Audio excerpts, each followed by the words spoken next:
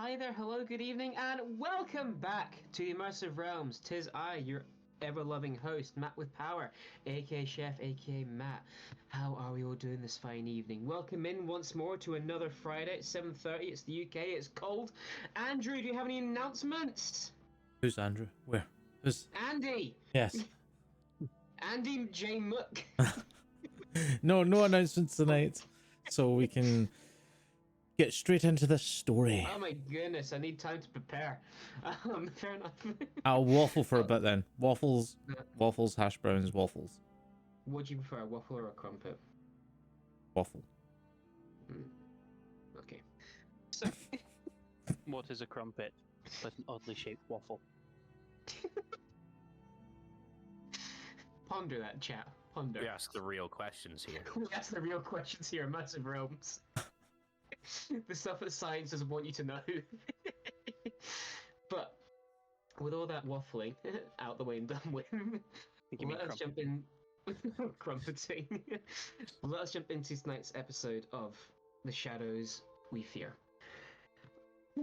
So, last we left off, our party had dove deep into the Underdark in order to vanquish a great evil, an entity known, or calling itself anyway, that which rots. You pushed your way through fungus-covered caverns and tunnels, made your way through abandoned forts, through whispering caverns that talked in your ear, till you found some crossroads. Following these crossroads led you to an old myconid colony where the myconids in residence beforehand, the previous denizens, had turned on each other, feeling the effects of what's been known as the maddening rot, and slaying each other down. The tunnel was sealed, but then something reopened it. You pushed through and found the source of the evil in this place. You found these 8 spore dispensers pumping out these thick clouds of spore and dirt into the air. And down at the bottom of this chamber, the creature, that which rots, waited. You did battle with this entity as it played tricks in your mind with its spores and just did horrific damage. However, after raising some dead and you vanquishing it, the creature was defeated by the one who it hurt the most all those many, many years ago, Wash, with the aid of his friends. So, let's go here. Oh, pardon me, sorry. Oh, there's another one, sorry. Beautiful. I'm proud of you, buddy. You stand at the foot of a great victory as the vile entity, that which rots, withers, and dies before you. The gargantuan mass of rotten decay, falling in on itself like a collapsing building. As it screeches horrifically, the other giant spore dispensers scattered around this chamber also scream out in apparent agony as they too begin to fold in themselves at a rapid pace. Suddenly, the myconids on the ground, all their bodies, they all begin opening their mouths and screaming out in terror too. The whole room becomes a vortex of agony that swallows you all whole. It is then you realize in the madness of this screaming, one of your own is doing the same. Wash, still clenching onto the blood axe in a death grip, the blade of which buried deep inside your ancient enemy, you are emptying your lungs in a loud, guttural, and terrifying scream. The rest of you wish you could cover your ears to shield them from this horrible sound, but are denied this from the suits that you wear. Besides you, Joel, who you can cover your metal ears. However, this does nothing to help silence the screams that surround you. Finally, after what seems about 30 seconds or so, the room falls with an immediate and deathly silence. All the calling out of these voices ceasing, as if a silent spell was cast in the center of this chamber. The spore dispensers finish crumbling to withered remains, and the myconids are still silent. And then Wash falls onto his back, the suit creating a loud crash and bang as he does so. Is he conscious? You go over and he is he is conscious, but he is heavily dazed, it looks like. Matt, I need to make a constitution save. Yes, you do, please, yes. 13. 13 succeeds. Okay. Is that you guys 2 for all 2? that's 2 for 2. Yep. You guys all swatch, wash, tumble over. I think Falcourse was the nearest them at the time. Well, I suppose if Jaws went over to see him, but yeah, You guys know, I'll yeah. go over and like I'll just kind of stand over him and be like, "Wash, you're right."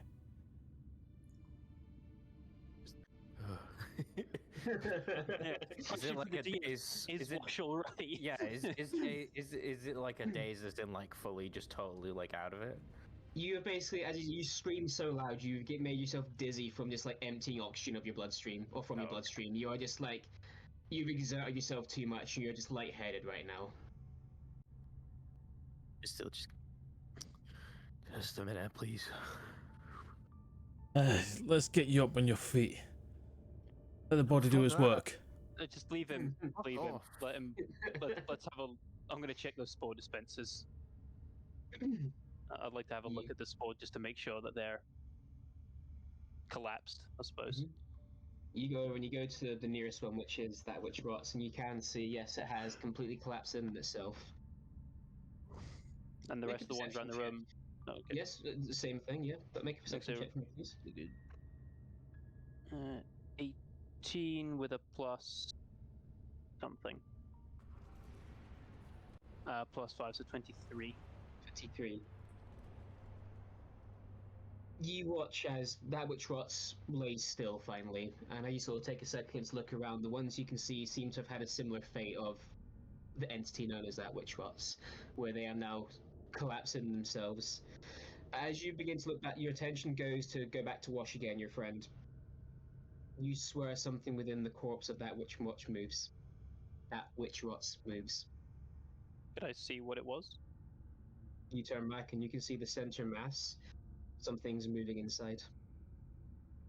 I would like to go and touch it. You step into the putrid remains of this entity. As you do, your feet squelch through. Something grabs your shin. In the meantime, the rest of you, what are you guys up to as Joel steps into the body? Do you want me to make another Constitution save? I would please, yes. Walsh he will gonna stand die? up as well Is he gonna die? and ask if anybody needs any like medical assistance or anything. As he says that, Elro has a seizure. Oh shit! Oh no. I rolled a 5. A 5. Elro's body stiffens as his eyes roll back, and similar to what happened to Wash earlier, the suit, unable to contain its weight, just falls onto its side, basically. As you can see that the suit is still, but inside, Elro is shaking in his suit. Like a washing machine. Could not handle the so perfect. spinjitzu. That should have been, yeah, that should have been called like your battle name is the washing machine. Wash It's like Calgon. and he'll run over to Alarill and use his lay on hands to cure the poison because it was poison, right? So it's Contagion. disease now. So because I failed, I'm no longer poisoned, but I do have a disease that lasts 7 days. Cool, I Unlike- can cure that. Yeah. Cool. So I'll use however many HP points you want me to use to cure it. This basically would take probably I have a 5 pool year- of 40, so It'll probably yeah. take about 5 to actually do it, but again, you'll spend your energy to, get rid of the seizures and Yes. cure the disease itself. I will say this will take, it's not going to happen immediately, this will happen over the course of like 5 minutes or so, but you are not in a seizure anymore, Elro, you are just now shaking for the next like 5 minutes or so as your body comes down and regains control of itself. But you are not under the permanent effect, or 7-day effect of this spell. Cool. Which is quite Thank nice. you. Ironically, I don't think I would have been able to do anything before you got diseased. You have to wait for the disease to kick in on that one there, yeah, it's a weird one. But as you rush over to Joe, or as you rush over towards Elril and cure him of this ailment, Joel, something, as I say, a hand, it feels it grabs onto your shin. Can I see if it is a human hand? Through the undulating mass of what was that which was, you can't see anything right now. You can just feel something grab onto you with intent. I'll grab it and try and pull and see what it is. You reach down into this mass, and it is gross. You are glad you're made of metal right now, because you don't want skin touching this. This looks gross. Someone throw me through the car wash. And as you feel a humanoid in here, you can feel arms, a torso, and you find what you believe to be under the armpits, and you hoist up what appears to be a humanoid person. They, as you sort of hoist them, they come up on their knees, sort of thing, so sort of sat on their own ankles, on their knees, if that makes sense. You see a completely nude man. You reckon, though, he's about 8 foot tall. You can see he's covered in the gore of that which rots. His skin the color of dark ash, heavily muscular body. And as he looks up at you, he has eyes that shine the brightest shade of gold, enough to make a dragon's greedy heart skip a beat. He has long strands of black hair that come down past his shoulders, and as you pull him up, he brushes the hair back to look up at you properly. These Brother bright, Nature. shining golden eyes. No, it's not Brother Nature. It's Uncle Fungus. And this individual looks up at you from his seated position, whether you're still holding on to him, I don't know, but he just looks up at you. And so, this is how it ends for the Endless. How it all came tumbling down after all these years. He says with genuine sadness in his voice. Can I just boot him in the chin? Suddenly, you take a step back and crack your metal foot into his chin, and he falls back and he rolls over. And he crawls on his belly out of the body of that which rots completely into space before you. Joel's gonna follow and just shout to us, anyone got something to tie this guy up with? Yeah, carry rope. Can we all see him? You can all see this individual, yeah, and you see him now as he sort of sits in a crawling position. He's pushing his fingers through the dirt, dust, and dried blood on the floor. Can I detect good pick and him up evil? so right that now? I'm gonna hold him so that his hands aren't touching the ground. Yeah, Falcor's gonna come over and hog tie him. There's a cat attacking, by the way, Andy, in the background. I know. You've been Sneak and invaded. Meet Enzo. As you get to tie him up and that sort of stuff, he just sort of sits there and looks past you all. It is somewhat poetic how it came to end. The two pillars who command my undivided hatred, and their followers sent to kill me. Will you be quiet? Yeah. Can I detect good and evil, please? Sure. What is the details of that again? I can. Detective, I can good. see people's auras around me if they're good or bad, and I can also see if they are a fiend, celestial, or undead. Cool. 2 seconds, because one I need to double check. Bear with me, sorry. Also within 60 meters. I don't know if that matters. It's not called detect good and evil. It's something else. I just forget to fucking update it, so I'll go find. He what it is actually evil. Oh, great. Good to know. And celestial. Oh, motherfucker. Celestial. What are the odds, Ghost? This is finally the angel from that we've been hunting for like 2 years. I can't even remember what we both said the angel would be. No! We were betting that we were suspicion. betting that the final says cleric was the angel. That's what we were betting, and then we never found her. As of course, you tie the last knot and make sure it's tight and taut. He winces a little bit, and he sort of looks back, and his eyes are fixed on 2 people in your party. He's going between Joel and Wash. Joel will ask him in Celestial, because there's one language Joel hasn't got used yet. What's your name? Polyglot?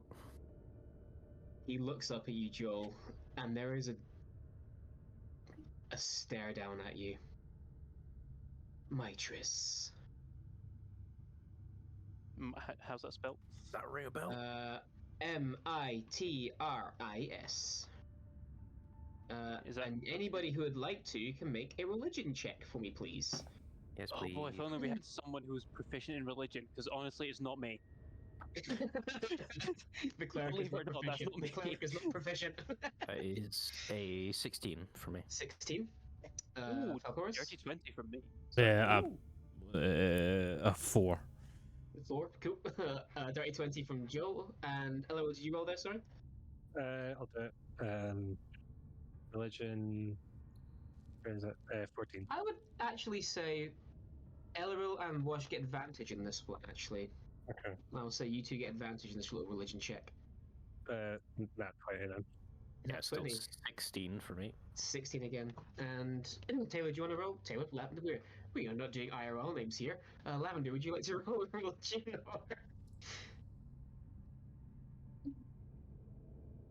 See what happens. Nope. Oh wait, mine should have been straight anyway because I'm still exhausted. Oh yeah, you're still exhausted. Well, that's It's fair. Yeah, fine. so straight It's roll. fine. Yeah. The Same roll fucking either way, yeah. the roll was worse before, so it's I'm alright. surprised That's I fine. didn't take a proficient in religion. Medicine and Arcana is what I've gone for. Not religion. Well, those who got above an 18 effectively, so the natural 20 from Elleril and the dirty 20 from Joel. This name rings a bell. It's deep. This rings a bell. It's not like it's like a name that comes to hand straight away. However, what you do realize is as you sort of roll the name Mitris along your tongue over and over and over again, you realize he was once a minor god who turned betrayer in the old days. He once sat in the thrones of Elysium. He was once a god. He once actually was, before the Raven Queen ascended, he did that job. He was the one who looked over death and the Shadowfell before her. Yes. I'll sort of Is nod the- to him then. I was like, that's why you don't like me. Oh, She replaced you, didn't she? Hmm. Okay, in Celestial, still just chatting shit to him. Yeah, running Errol as well, as Joel's saying these insults. What are you up to, Errol? Yeah, as Wash is cradling me, I'll just. Mitris. Betrayer god. And you all know what the weight of betrayer god means. This is someone that, again, used to be an actual god at one point, and then turned coat and tried to overthrow. Was ultimately defeated in the wars, but yes. Still Well, sacrifices. let's get us and him out of here, and we'll figure out what to do with him, shall we? It's the fucking point. I say we just separate his head from his neck. We Yeah, I can don't know. do that. I'm not long for here anyway. Seven I'm and sure working, someone- my time shall come soon. And by soon, I do mean imminently. I'm sure there's something we could learn from him. Valcoris will, because he's got him hogtied, put him back on his chest onto the dirt and drive his heel into the back of his spine. Betrayer god, are you? Well, tell you what. Why don't you use your divinity powers and tell us, before we take off your head, who the fuck is the Great Reclaimer? The child I've let down, like all the Shadowkai. Because when he turns his head in Joe's direction, that bitch corrupted my plane of existence. And are Filled the gap, did she? Destroyed a plane more like she did. Are you proud of what she's done? Broken a whole plane of existence? Ruined the life between lives? I hope you serve her well before she stabs you in the back. I'll bonk him on the And she head. did that man the final say. And I'll just be like, back on track, who the fuck is the Great Reclaimer? I And don't is he know. fighting? I is have he been fighting for away, you? locked up for too long. Locked up. You were a giant pile of sludge. Yes. Would you care to ask how I became a pile of sludge? Would you like me to ask how you became a pile of sludge? Just Up to fucking you. answer. I've got time. Can we get him out of here? You guys have a timer on your suits. And Joel will like pick him up and like Are the spores still fireman lift around? him. They're slowly beginning to dissipate. How slowly? Like slow enough where we can see that it's dissipating? You can see it's dissipating. It might take, to completely the spores hang in the air. It might take a few days to naturally calm down, but you can see We still immediately it got a is. Yeah. Yeah, let's get out of here. So Joe will pick him up and carry him because, he's not carrying the extra weight of a big metal suit on him anyway. So You're carrying a dead man. There's no point. yeah, and there's a dead man carrying you. Get used to it. There's a joke to be made in here somewhere. I'm sure she's hurt you like she did that man. Nope, she brought me back. What man? She did the same to the final say, didn't she? Okay. Made him a little suit, gave him powers, promised him good. Look where that got him. Final say 2.0 right here. I can't wait to see how you'll betray them. Did you know the final say back in the day? This is just as Joel's like walking out of the room, by the way. Like met him a few times, beat him twice. Though he got the final victory, I will admit. There's no loot on the rotting, the one that rots. As you look in, there's a deck of cards. Just no, there's not. I pull one. You die. Yeah, just a pile of rotten decay is all that is left. I guess we just leave then. To the quarry. And Joel's just having this celestial conversation as he's going, just very casually. You were speaking. I will say you were asking if you are still speaking Celestial. He's answering back in common. Prick.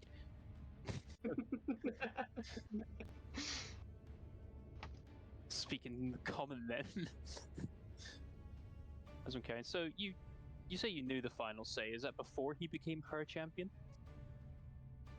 Wasn't my interests before he became what he was. No one ever cared who he was till he put on the mask. Let me guess, darkness is his ally. He was born in it. Molded by it.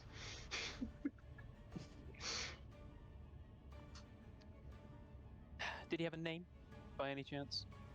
Not or was it something boring? No. Gregory? Larry? I again have no idea. Mildred? Is that your name? Mildred? Inconsequential he was until she plucked his merry little soul from the earth and broke it. Same as me. History's got a pattern going on here. You poor, poor soul. I can think of worse fates. I can't. Could be dead, as in properly dead. Are you not that would just already? Be boring. Well, it's relative. I'm walking. I'm talking, sort of. I'm sure you feel that way. For now. As a man who knows death. Heed my words, perhaps, boy. And you, he turns his head towards you, Falcoris. Why'd you carry one of my children? What have you done to her? That's Joel would just kind of like look around at Falcoris, not putting two together, and just like me and the guy over my shoulder both glaring at you. That's a story you should ask one of the hags of this world. Vile creatures. Tormenting one of my children is awful. Do you know a way to separate her from me? I could. Temporarily. Temporarily is not what I'm looking for. Permanently, you need to either off yourself or make a new deal with a hag. If she's in the mood. Either way, I don't particularly care. I just care that one of my children is within you. Don't worry, we get on fine. I'll look after her. Or does she look after you? A bit of both. I've got a question. And I'm aware you don't have to answer, but since you're being very forthcoming, do you know how we can get into the Shadowfell? Do none of you know the humble spell of teleportation or planar shift? A more reliable way in. And we're trying to find this great reclaimer. I do not know him. As I say, I've been gone for some time. What has befell of my people, I know is they are miserable. Once beautiful, now broken. Beauty's in the eye of the beholder, is it not? Or eyes of a beholder. It has many. He turns to you, Elro, rolling his eyes as Joel keeps talking. Joel will just accidentally like hit his head off the side of the wall, like on purpose, but just oops. How did you come to be here? You were long displaced before Doreen fell to plague. Quite a while, actually. His eyes narrow at you a little bit. And then he still just looks away.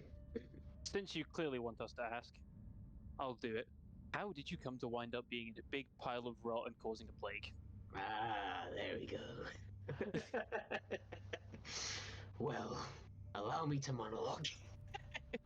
I will hit your head again.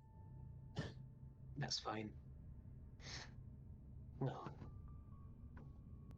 it was the days of disagreement. When we decided enough was enough, well, some of us. I was the first god of death, founder of the Shadowfell. Then when the days of disagreement fell upon us, I was quickly dethroned, and in the void I created, a little annoying mortal gave herself power and ascended. None of us took too kind to that, betrayer or otherwise. However, they needed allies, so they took her in. She began to shape the domain something different, something in her own image. At the same time as the wars were going on, she was doing this. She also created the final say. Her first mistake. You see, she's not really a god. As much as she will claim to be and might have some of the powers, she can never shake your mortal shackles. She weaponized this poor man, and it shouldn't have been possible for her to do in that time frame. During her own ascension, would have drained her. That meant, and we all knew it, she had to make her deals elsewhere. I have a feeling. Thank you for confirming. Deals with devils. No god's ever done that before. Technically, that statement's still true. Technically. But I do have often pondered what repercussions there are for some with godly powers making deals with devils, but that's a story for your own findings. It was the darkest of days. I tried to reclaim my throne. I sought to destroy her once and for all, reclaim what was mine, and save the Shadowfell. Her armies were divided far too thin, and I took advantage. I went to the land between, my former domain. The final say attempted to stop me. He was useless. And that's when I met her. And just as I thought I had it nailed down, he turns to wash, well, his head anyway turns to wash. Odin showed up. Apparently the mistress had asked for help, knowing that her days were numbered otherwise. Unfortunately, Bode and I used to be quite good friends before we fell out. We fought. It was a... Not to big myself, it was a very good fight. He was injured, I was hurt more. I was ultimately defeated. However, Bowden made one of his final mistakes. He extended me a hand one more time. Trying to win me back, I always thought. Trying to Show me that the didn't have to be this way, but we were too far gone. The damage was done at both ends and could never be resolved. Then he made the oddest decision. He turned towards the Raven Queen and practically threatened her, saying that if she wants to keep her newfound position amongst the gods, she will not usher a whisper about what he was going to do, otherwise she would fall a worse fate. She agreed a vow of eternal silence and forged herself a mask, which I believe she still wears to this day. Never to speak a word out loud again, and never to know of my folly. Instead of killing me, Bone entrapped me inside a godly phylactery. Unable to kill me is his final weakness. He then took me away, he kept me hidden. Instead of destroying me and killing me, Bowden kept me a prisoner inside a phylactery. However, even Bowden turned blind at points, and to this day I don't know if she ordered it or if he went rogue, but the final say found me. Stole me away. Hid me in the Shadowfell to torture me, where I had to watch my plane of existence go from luscious green forests die. I had to see rivers turn to dust, cool breezes turn to hurricanes, and people turn on each other. I can't say anything more than it broke me. And then, in recent years, relatively speaking, of course, in my time frame, the final say took me back, buried me deep in the Underdark, and let me go. When I spilled out of the phylactery, I was nothing but ash, and out from the ash grew mushroom, fungus, and rot, which grew me. I became that which rots in my maddened mind. And the rest, as they say, is history. I tried to ruin everything, destroy your world, with the hope of finally damaging the gods' good once more, announcing myself. However, I couldn't get past a certain magical barrier. I found Dream. I broke through. I turned the people, as the Shadowfell turned on itself. But Bowden apparently saw me, and even in his act of silence and not being present anymore, put a barrier around I couldn't leave. So Dream fell to my hand, and only Dream fell to my hand, maddening me further. And then one day, a little boy and his friends come trotting into my town, and even then, way back then, his golden eyes lock with yours, Wash. I could feel him within you. That fucking presence. And he spared you. The one that got away.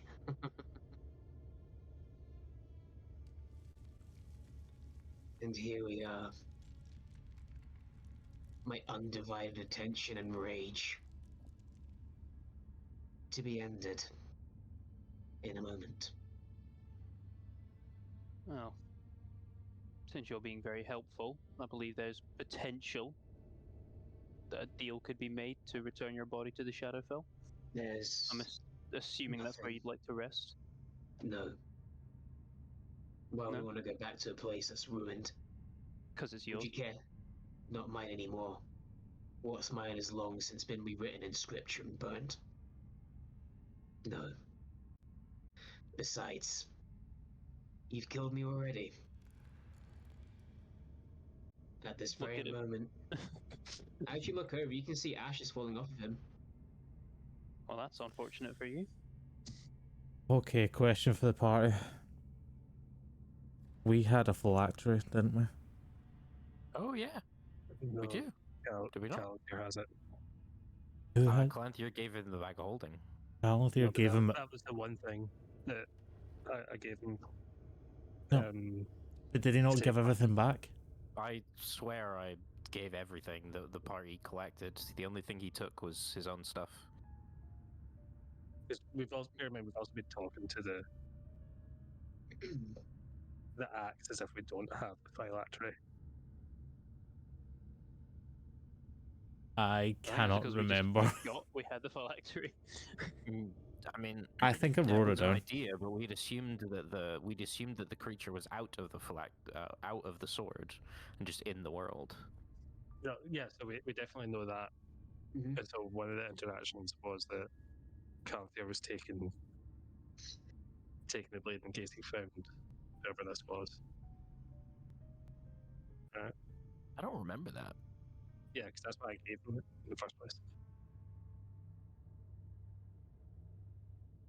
The other thing I, as DM, remember that what Caliphy left with was one piece of the final say to bury deep Yeah. underneath the House of Iron and his own stuff. I know that we also made a point of, I guess, about the axe going into the bag of holding and that sort of stuff. I don't remember as a DM what was done specifically with the phylactery, I will say. All I remember was that he definitely left with a piece of the final say and his own stuff. I personally don't remember where the phylactery may be. No, I've got it written down here. He gives us the phylactery back. Oh, fair enough then, there we go. Okay. Well done, Master Note Taker. I've got it written down that you gave us the blood axe, the phylactery, you gave us the blueprints that you had. Mm-hmm. Oh yeah. Um, I still have the gauntlet though. you have the that. gauntlets. Yeah, the I don't have the gauntlet, yeah. gauntlets. You just gave us the blueprints for them though. Yes, but I gave the blueprints to recreate it. But yeah. So I take it we're thinking of shoving this man in the phylactery then. I would like to keep him around personally. Well, he's dying. So Falcoris, who has the bag of holding, will reach in to get the phylactery out. Cool. Fucking. Saw him roll a dice there. Play the game.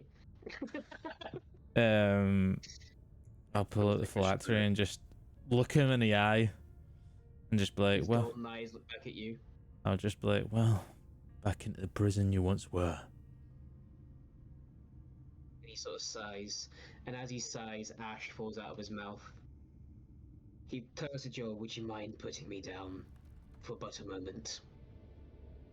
Joel shrug and then kind of surprisingly gently set him down on the ground. And would you mind untying me so I may stretch? I promise I have no tricks left. I would just like to feel what it feels like to stand up once more in my own body. Joel shrug and untie him. And as you Help him untie stand him, up. as you sort of help him, you can see ashes falling off him at a fairly rapid rate.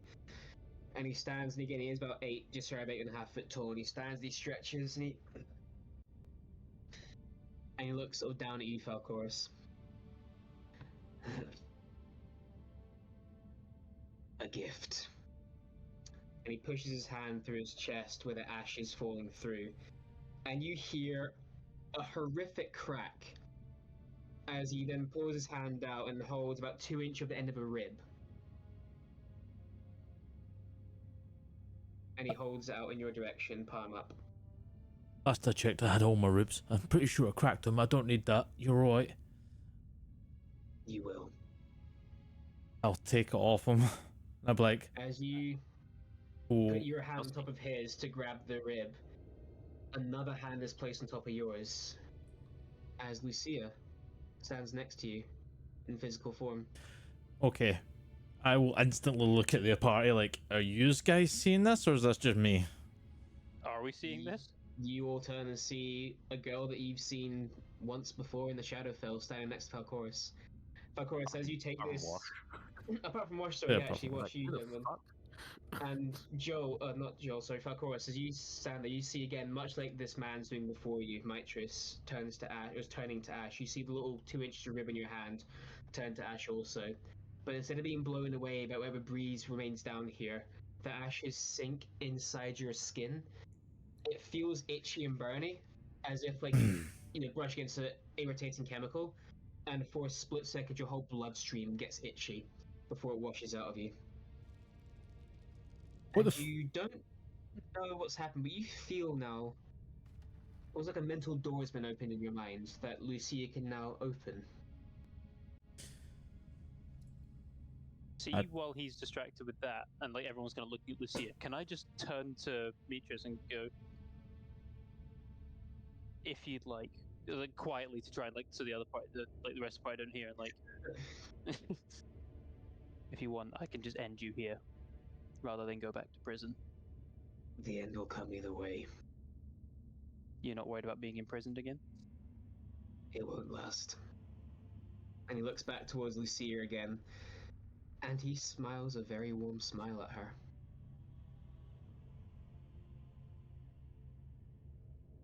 Does it seem like he recognizes her? Like, make an insight check. Anybody who would like to. I mean, I certainly will. Joke's on you, I get a +9 to that.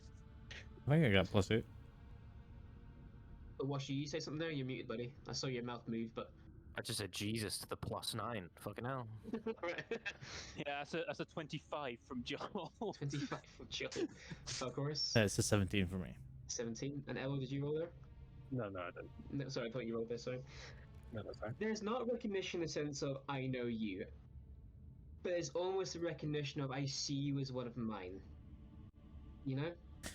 Of course, we'll be more interested in how Lucia reacts.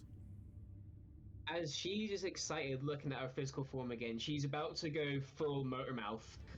Her attention is caught by Mitris, and she just goes silent, and she looks confused. She doesn't recognize who this individual is, apart from the conversation you guys just had with him, but she doesn't seem as hostile.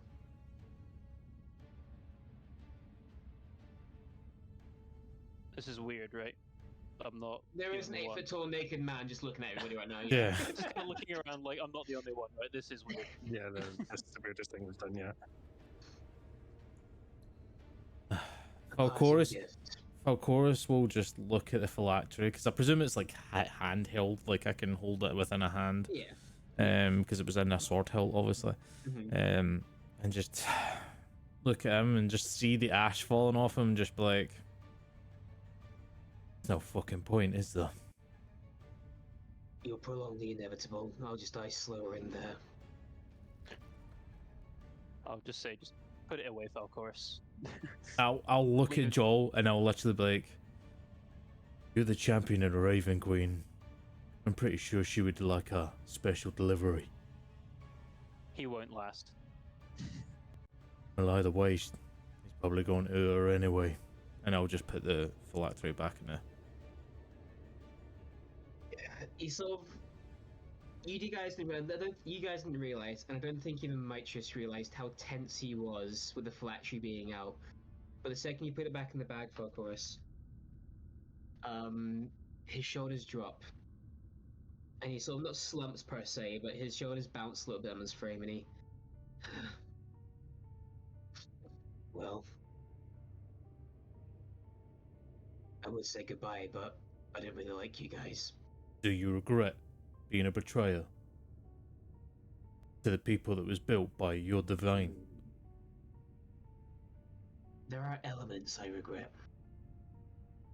The beliefs I stand in, no. You should always believe in what you do and fight for them. Be integral. The consequences of my actions, however, what happened to the Shadowfell, that I regret the most. What about Dareem? People. People who did not need to deserve your retribution, your revenge on people that never ever set foot in the Shadowfell, who never even took part in your war. It's not my war. I was a weapon for him. Do you yell an axe that kills someone? No. You decided to go against the gods. The axe, believe it or not. Was it sorry, of course? I just said, you're the one that decided to go against the gods and what yous were holding at that time as morale. In that time, exactly. In the modern time, I was a corrupt madman. I didn't choose this. I would rather Bowden kill me way back when, thousands of years ago, than be a broken weapon for the final say. And in that, was not my choice. when he says, I would rather Bodin kill me, I will literally look at Wash and then kind of flick towards Killigorm and just be like, you can finish what he started.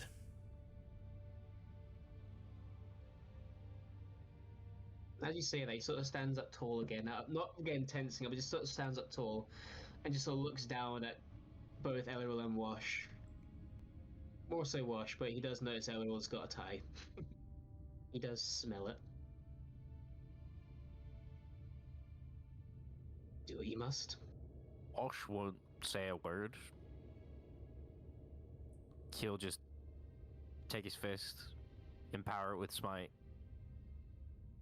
and then literally, basically plunge it around his neck, like inside almost. Not so it's totally off his head.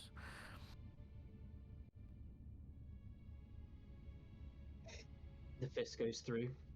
I've waited a really fucking long time to kill you for what you did to my friends. And I don't give a shit if Bone likes us or not. But fuck you. And then, yeah, empower smite to just blow his head off, basically. And literally the head just erupts in a mix of celestial blood and ash. Just erupts around the chamber that you're in right now. Before the body slumbers to its knees. And as it falls over, it very much like Hollywood style falls over, and as the body hits, just bursts into ash. And there is no body. Is there still ash? There's ash, yeah, 100%. I would like to collect some of the ash. You do indeed get a little couple of handfuls or so. Famous like an outcome like your pouch short. Something like that to store in. Raise a non-existent eyebrow at Wash. Any reason for that? Not the murder, the collecting his ash. Odin's never fucking spoken to me. Maybe final opus trap if he shows that I've come and actually done the job. Got an oath to fill out anyway. Joel will shrug and then, I suppose, carry on walking towards the quarry. That's where we're going.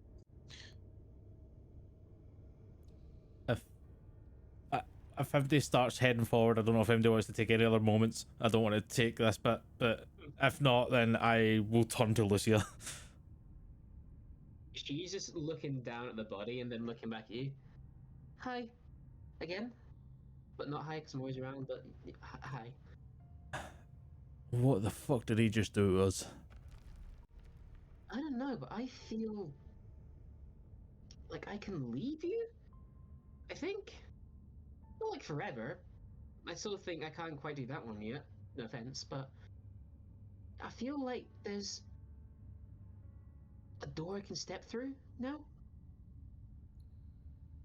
Does that mean when you're like this now, I lose your powers? And I'll try and summon Eldritch Blast from me. You summon Eldritch Blast still as per usual. Okay. No, I'm still here. Can't ditch me that easily. I'm just a little bit more present. Well, Sorry. as soon as we can get out of here, if we can keep you around for a long time, then I suppose you can experience the world. This world, not your Shadowfell. Uh-oh, more math about to happen. No, idea.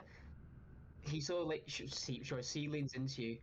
Do you think Lavender would like another sleepover at some point? That was really fun last time. Yes, but this time, let us sleep a little.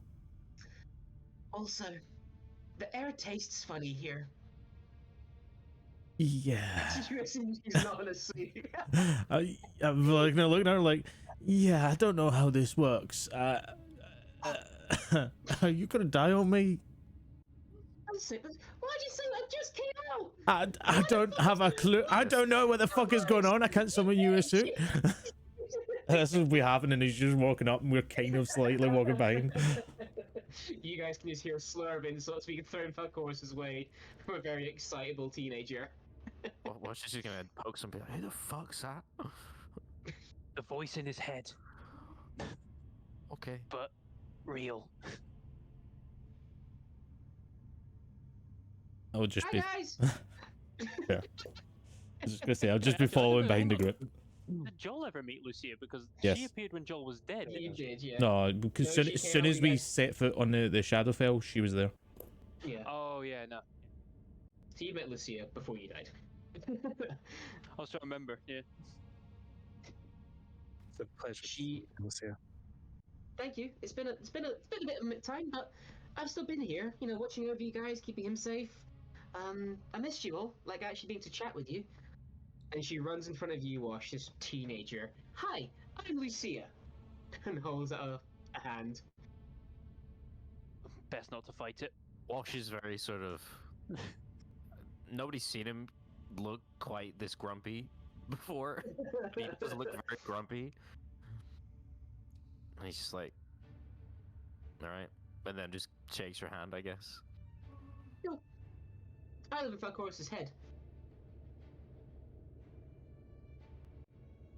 You got more problems than I thought you had. You Oh, talking to but- me or him? Of course.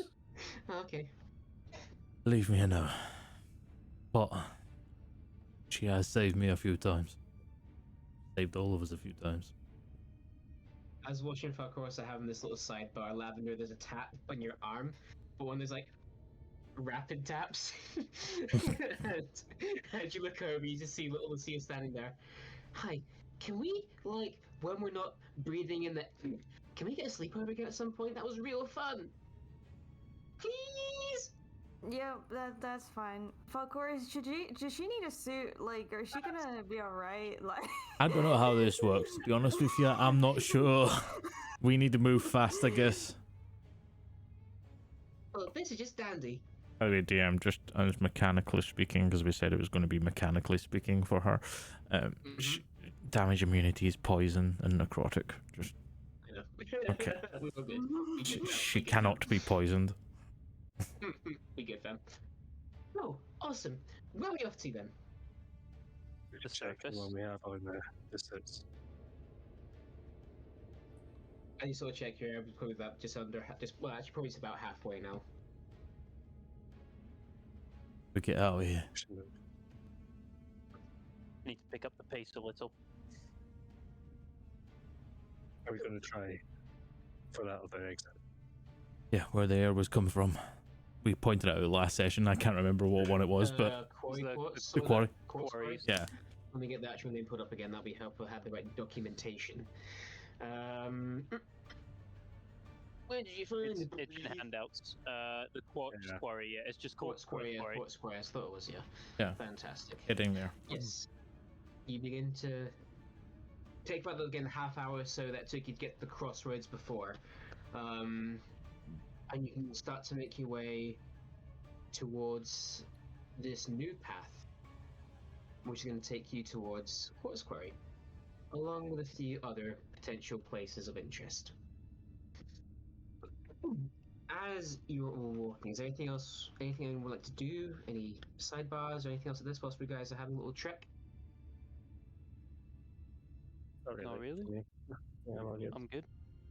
I'll maybe just keep an eye out just in case any of those fungus creatures have moved further back in as I'm walking, but As you're all walking again, as we just mentioned the chamber, you can see that ever so slowly the spores that hang in the air are dissipating. They're becoming less and less in volume.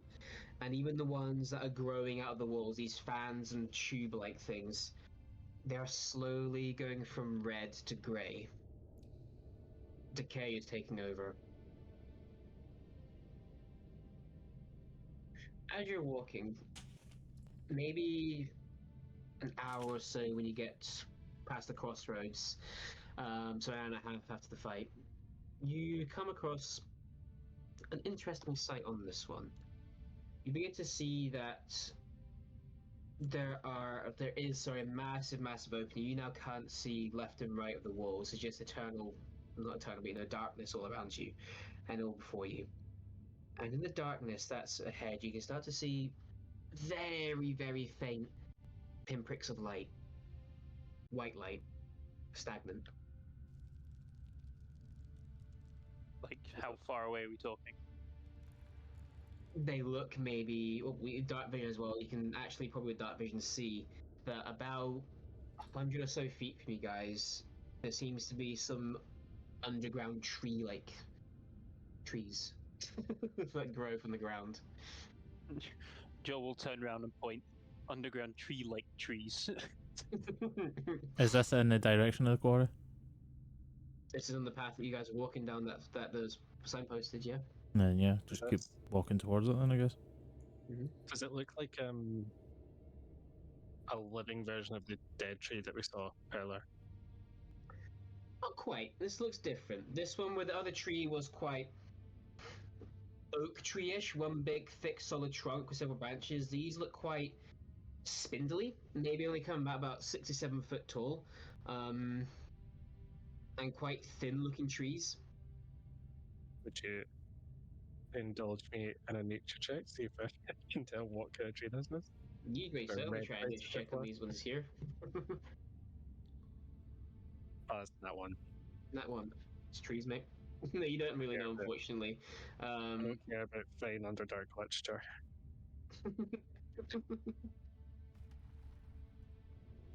So what's kind of Like, like other than the trees? Is it just an Right. empty like cabin? Just you can't see the left and right. You can barely see the ceiling at this point, apart from some of these red glows of the coral that's now turning grey. But as you get closer to these trees, the ones you get directly next to, effectively, you realize that these little spindly trees, they have little branches, but instead of having leaves, at the end of each of these branches is a little bulb-like thing. And as you guys get close to the bulb, boom, it gets a little bit brighter. And as you step away from it, boom, it dims again, but never dimming completely off. There's always a perpetual dim of sorts. you said there's a few of these lit, Well, every time you get close to a tree, and there are quite a few trees here. but there was a few lit before we got close. That's what I'm saying. So there's always a perpetual dim glow, and as you get closer, it becomes a bright glow. Okay. So you saw the dim, and as you got closer, then it becomes bright. So I should say, sorry. So I'll put the scene in your head. It's a Me clap thinking on that- tree.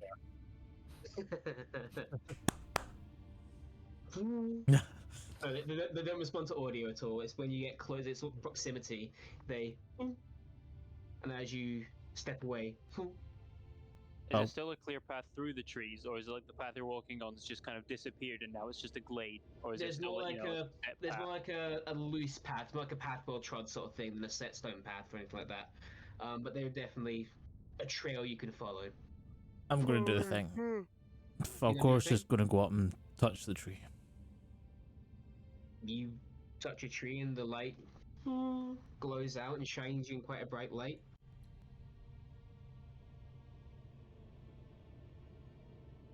It's a tree fell chorus. It's not that deep. I've never seen trees like Well, this. quite Have the you? opposite, it's very deep. You're underground, Joel. I don't think any of us have seen trees like this. It's interesting. Don't know if it's magical in nature. Can I Probably a good mix of both. just take a little cutting, like saw some of the bark off the trunk? Yeah, 100%. You take some bark off, and I should say the trunks, these are like a deep grey purple sort of coloration. And you can acquire you will know what it's called. I'm not keeping it. I'm still sorry. of the mind I don't want to keep anything with the spores going around. I just want to have a look. Is that The tree doesn't react, and you can see, like, as you would with the tree on the top world, there's a paler patch that's been left behind of solid wood. I'll just drop my tick off and I'll be like catch up with everyone else. Of course, we'll probably take some bark. Yeah. Because he's like fascinated by this, and he'll be like, I kind of want to take this to somebody to see what they think of this. I mean, so Emric. You can take a piece of this And with the spark. see the balls that you're talking about? Yep. Are they low hanging? Are they high? Are they It depends on where these branches. So some of the branches that point up, the bulbs are just perpetually at the end of these branches, like a stick, like a football that's been jammed to a branch, sort of thing. They're always at the end of one of these branches. Yeah, Falcoris is gonna take one of these bulbs. Mm-hmm. You go up and you can, with a little bit of effort, you pop a bulb out. Oh wait, so it's actually like detachable as such. Oh, I thought it was like part of the. It's like a flower head. You sort of realize quickly it's like a flower's head sort of thing, but this can be taken off. And as you take it off, you see the dim glow begin to slowly dissipate until it becomes just a lightless tube, or a lightless ball. Interesting. I'll stick it in a bag of holding. Well, the You may bark add and that. the bulb. Mm-hmm. And then I'll just carry Is on. it edible? Did anyone try eating it? Nope. You're the chef. You're all cow. I can't taste things myself now, Well, can I? So at this point, Sounds like if it's problem. poisonous, you guys can test That sounds like an issue, you know. Joel's gonna hold out a piece of fruit to wash. Odds on when we get out the surface. Deal, I can cure myself. Joel will hold on to it for now then. As Joel, you begin to put this back in your bag, this bulb we've taken off and just made odds on with wash. You look inside your bag and you put the bulb back in it, and you stare in your bag. And you guys all begin to walk away, and you sort of realize there's a light that's behind you, sort of thing. You guys get back kind of 20 foot away, and turn around to see Joel staring into his bag. Come on, Joe. Joel, you don't hear what he says. You're just staring. Is there anything in particular bag I'm staring at, or am I just like 1,000-mile stare? Like 1,000 miles stare into the bottom of your bag, as if you can see through the bottom into the floor and beyond. Use a reset. Joel's bag's empty. Joe. Joel looks up at you, Falcoris. And like he did before, the head tilts in confusion. Oh. And once again, Joel, you look around. Where the fuck are you? What the hell are these glowing trees? Joel's hands What is happening? Joel's hands gonna inch towards his weapon. Like Yeah, you do. Oh, fuck. Joel's having one of these breakdowns. Joel. One of these metal men keeps calling your name. Well, you think it's your name anyway. Something rings a bell on it, but Remember who you are. Remember where you are. Who we are. We've been down here. What's he talking about? Joel's gonna take like a couple of steps back from the group. Falcoris won't approach. When he sees him pull back, he'll keep the distance. Joel pulls out his mace as he says there, taking a few steps back tentatively. Joel, go back into your memories. You've been with us for a long time now. We've been through a lot together. Is he lying to you? Who is he trying to trick you? Joel? That's you. And who the fuck are you? I'm Falcoris. Doesn't ring a bell. And what exactly am I doing here? You were with Who us. exactly are you? You're part of the Twilight Company. We've been down here sorting out Dareem. Dareem? Everything he says does not ring anything in your mind. What do you remember? Nah. Do you know what Joel, do you know what you remember? I'll come to you in just 2 seconds, Ella. We'll just answer what Ella or what Falcoris asked. Joel, do you know what you remember last? The pain of being split apart. When the Raven Queen was tearing your soul piece to piece to piece. That's what you last remember, was nothing but sheer agony and anger. Does he remember the Raven Queen? He just remembers emotions of anger. Okay. And pain and sorrow. Oh boy. Ella? I was going to say, can I cast a message? And just say to him, look at your amulet. The message comes through, and you hear someone in your head say, you don't know who the voice belongs to, but you can suss out, you know what magic is. This is one of them saying that, but you hear this voice say, look at your amulet. What amulet? If you do look down, you can't see an amulet against your chest. What amulet? I don't see an amulet. What are you talking about? Jules randomly woke up speaking French. Tu es un cheval, hein? You do look down, You can see an amulet against your chest, and the symbol. You recognize the symbol of the Raven Queen, but which does it mean you're a follower? Maybe. Joel drop it and look up. Would someone like to explain? Just sort of looking around. This? Like I said, you're with us, with the Twilight Company. You've been with us for a long time, Joel. Remember? Come on. Feel like I'd remember it if I was. You You're the remember champion. anything? Yeah, you're the champion of Raven Queen. You've been through a lot. That's bullshit. It ain't. Yeah.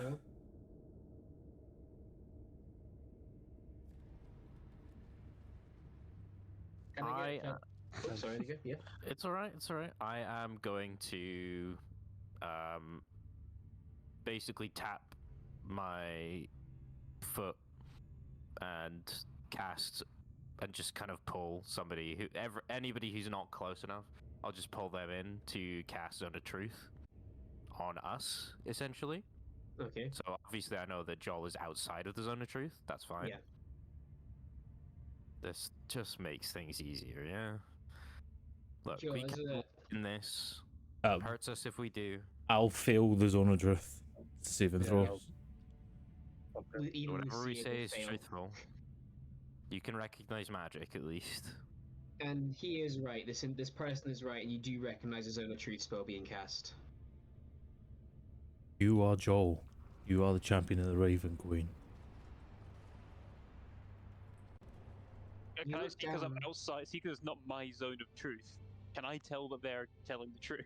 100%. You know how the mechanics of the Zone of Truth work. I Yeah, just you don't know can. because obviously it's not mine. Because I think the thing is like the owner of the spell knows it who's lying. So I don't Yeah. know because I'm not in it. Like You would know that, but you know that this individual cast a spell and someone else is speaking within it, so there's a good chance they have to be telling the truth because they're not the owner. yeah, okay. Alright, just because I know Joel won't be able to sense it. So Yeah. What I will say, as they say, you're champion of the Raven Queen, you look back down the amulet again. Oh shit! You dropped your amulet, Joel. Huh. How'd that get there? You dropped your amulet. pick up my amulet again.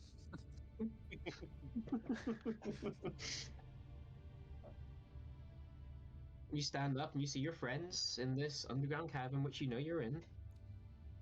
But they seem to be hugged next to each other in a glowing circle, staring at Joel. you. Why are you guys in a zone of truth? You forgot who you were again, and you were honestly being fucking difficult.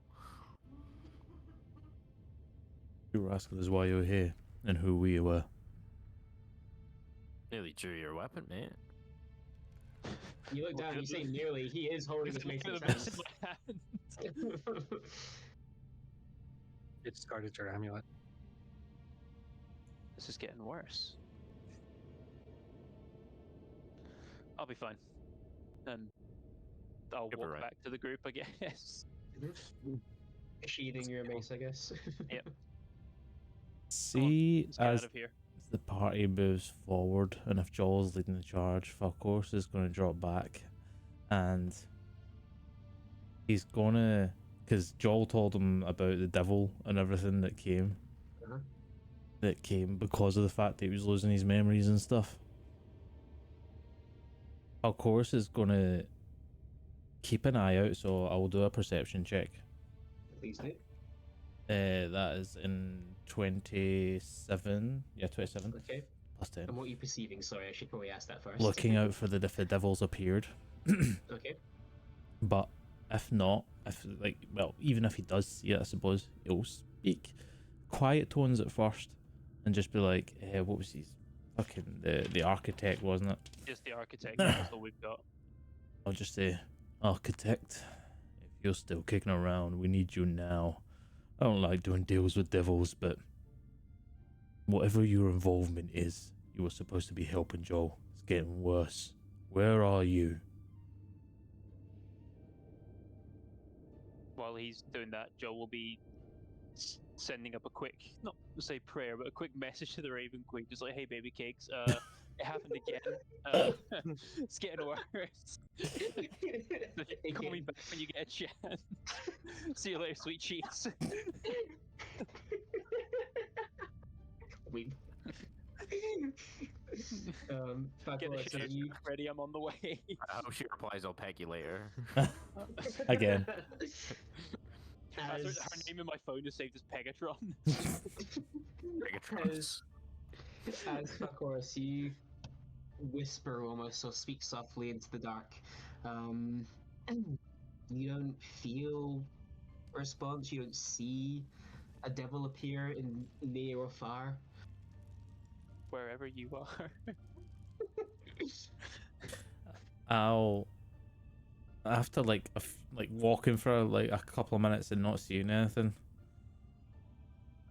He'll like proper think over things, and then just be like, "All right, you twisted bitch. I know you're still fucking watching. I need your help to find this fucking devil, and I need it now."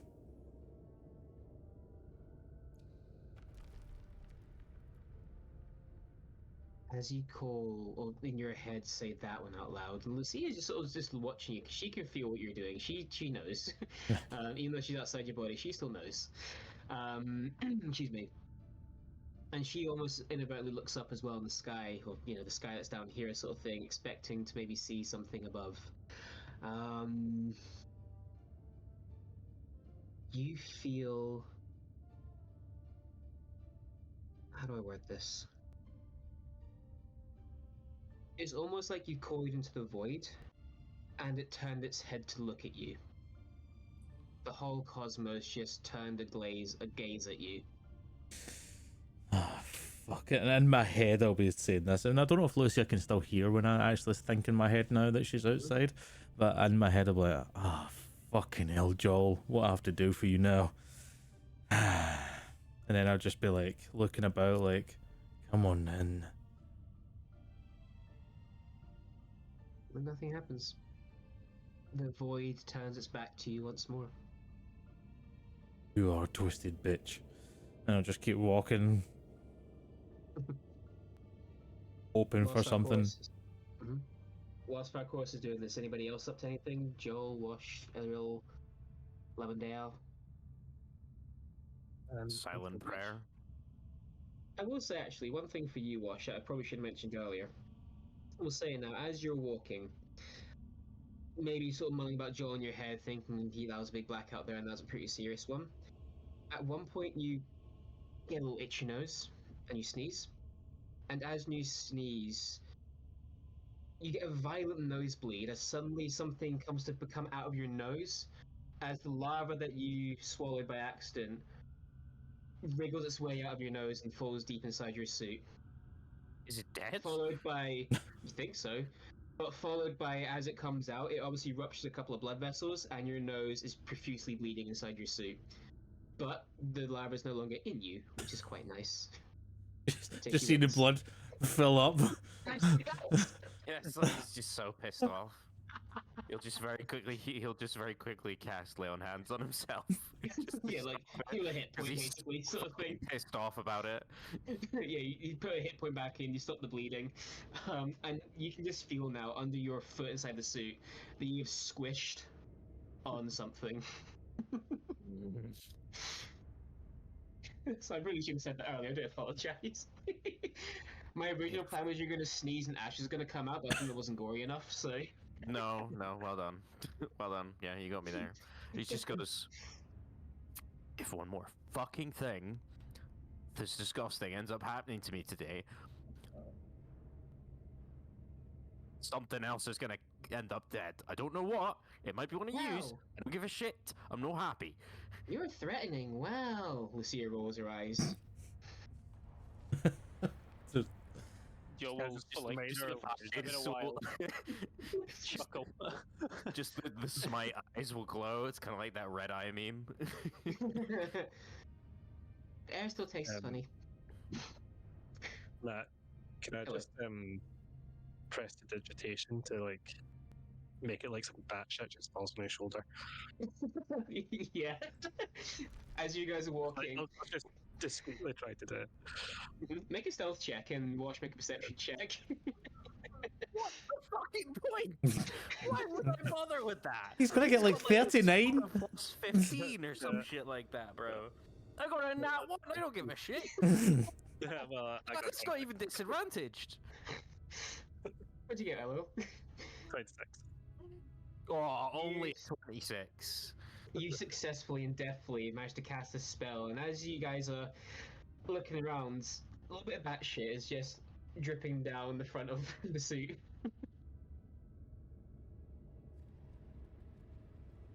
Joel will kind of look at it, just sort of lean forward and then just look up at Wash. You hear it from the seer as well. Actually, I'm going to make a little check here. 2 seconds. Yeah. That was a rage check in case Wash snaps me into it. Yeah, hold on. Suddenly I'm a barbarian. What happens is, as Wash then is looking away, I can't see, Lucia slides up next to you, Elleril, and goes, "Nice one." As she did actually perceive what you did. Yeah. I'll just give a sly, like, little knuckle bump. She does it back and goes, "Ting." Do I notice the knuckle bump? No, You know it's a knuckle, but you hear a knuckle bump, but you don't know what the context of said knuckle bump may be.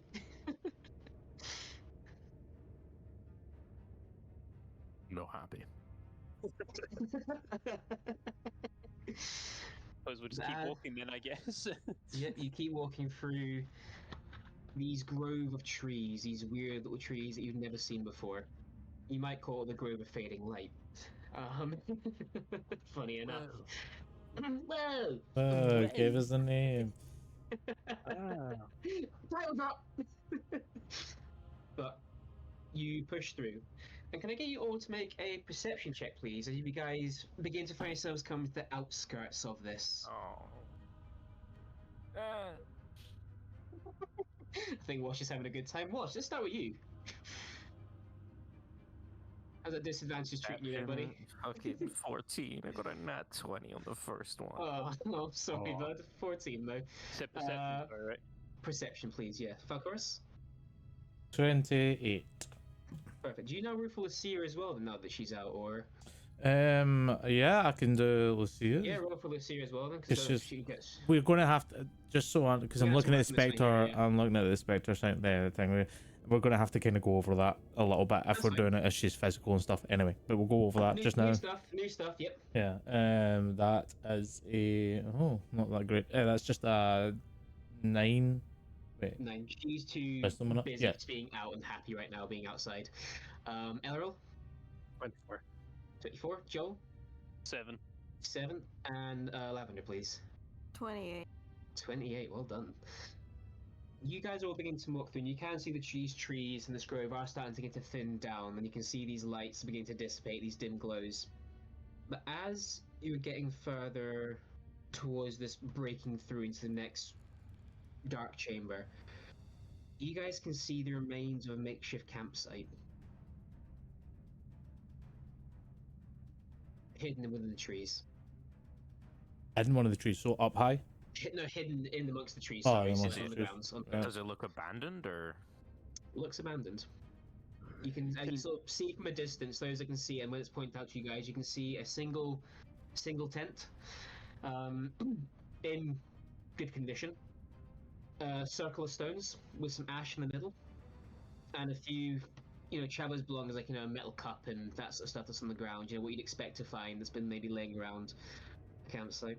Of course, going to go to Captain Mode and instead go to Lucia and be like, "Shut up," and then literally just go to Elro and be like, "Move, scout it." Yeah. Well, Lavender, you can sneak follow. up on it. I'll be at half speed so I get advantage with my supreme sneak. Yep, fantastic. And you do get your obscured anyway because of the haze, so that will give you something as well. I'm pretty sure, but that's fine. Oh, it just means I can do it. Like, Oh, fair enough. Sorry. if you say no, you can't hide here, I'm like, there's a haze. but fuck you, DM. Yeah. Can I just 27. 27. Okay, can I just see, knowing that no one could survive down here without a suit, and knowing that if they've got a cup, that means they didn't have a suit because they were drinking. Can Joel just walk to the camp ahead of Elrond, like without trying to be stealthy? Sure. Well, Elro's gonna sneak around, take a long route. Lavender, are you following suit or? Yep. Just gonna get you a stealth check, please, then, my dear. As you also try to be sneaky sneaks and follow suit.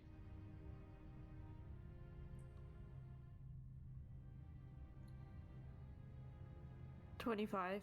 25. Joel, I'm going to give you one chance right now, okay?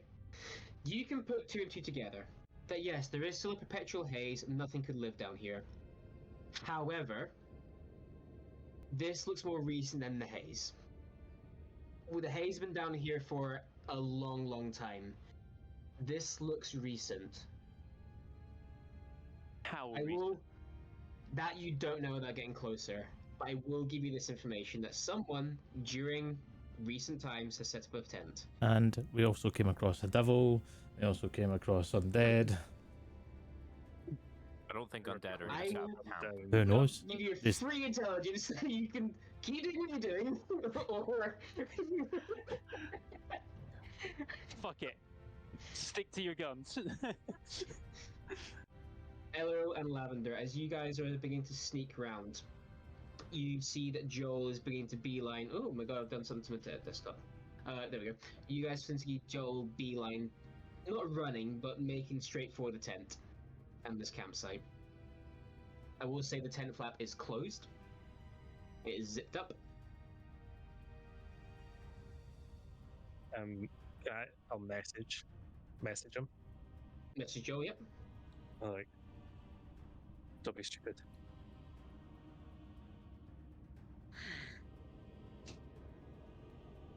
Joel will stop and glare roughly in the direction of what he thinks Kelligorm is. He's going to the wrong side, yeah. Yes, Joel's glaring at this random tree.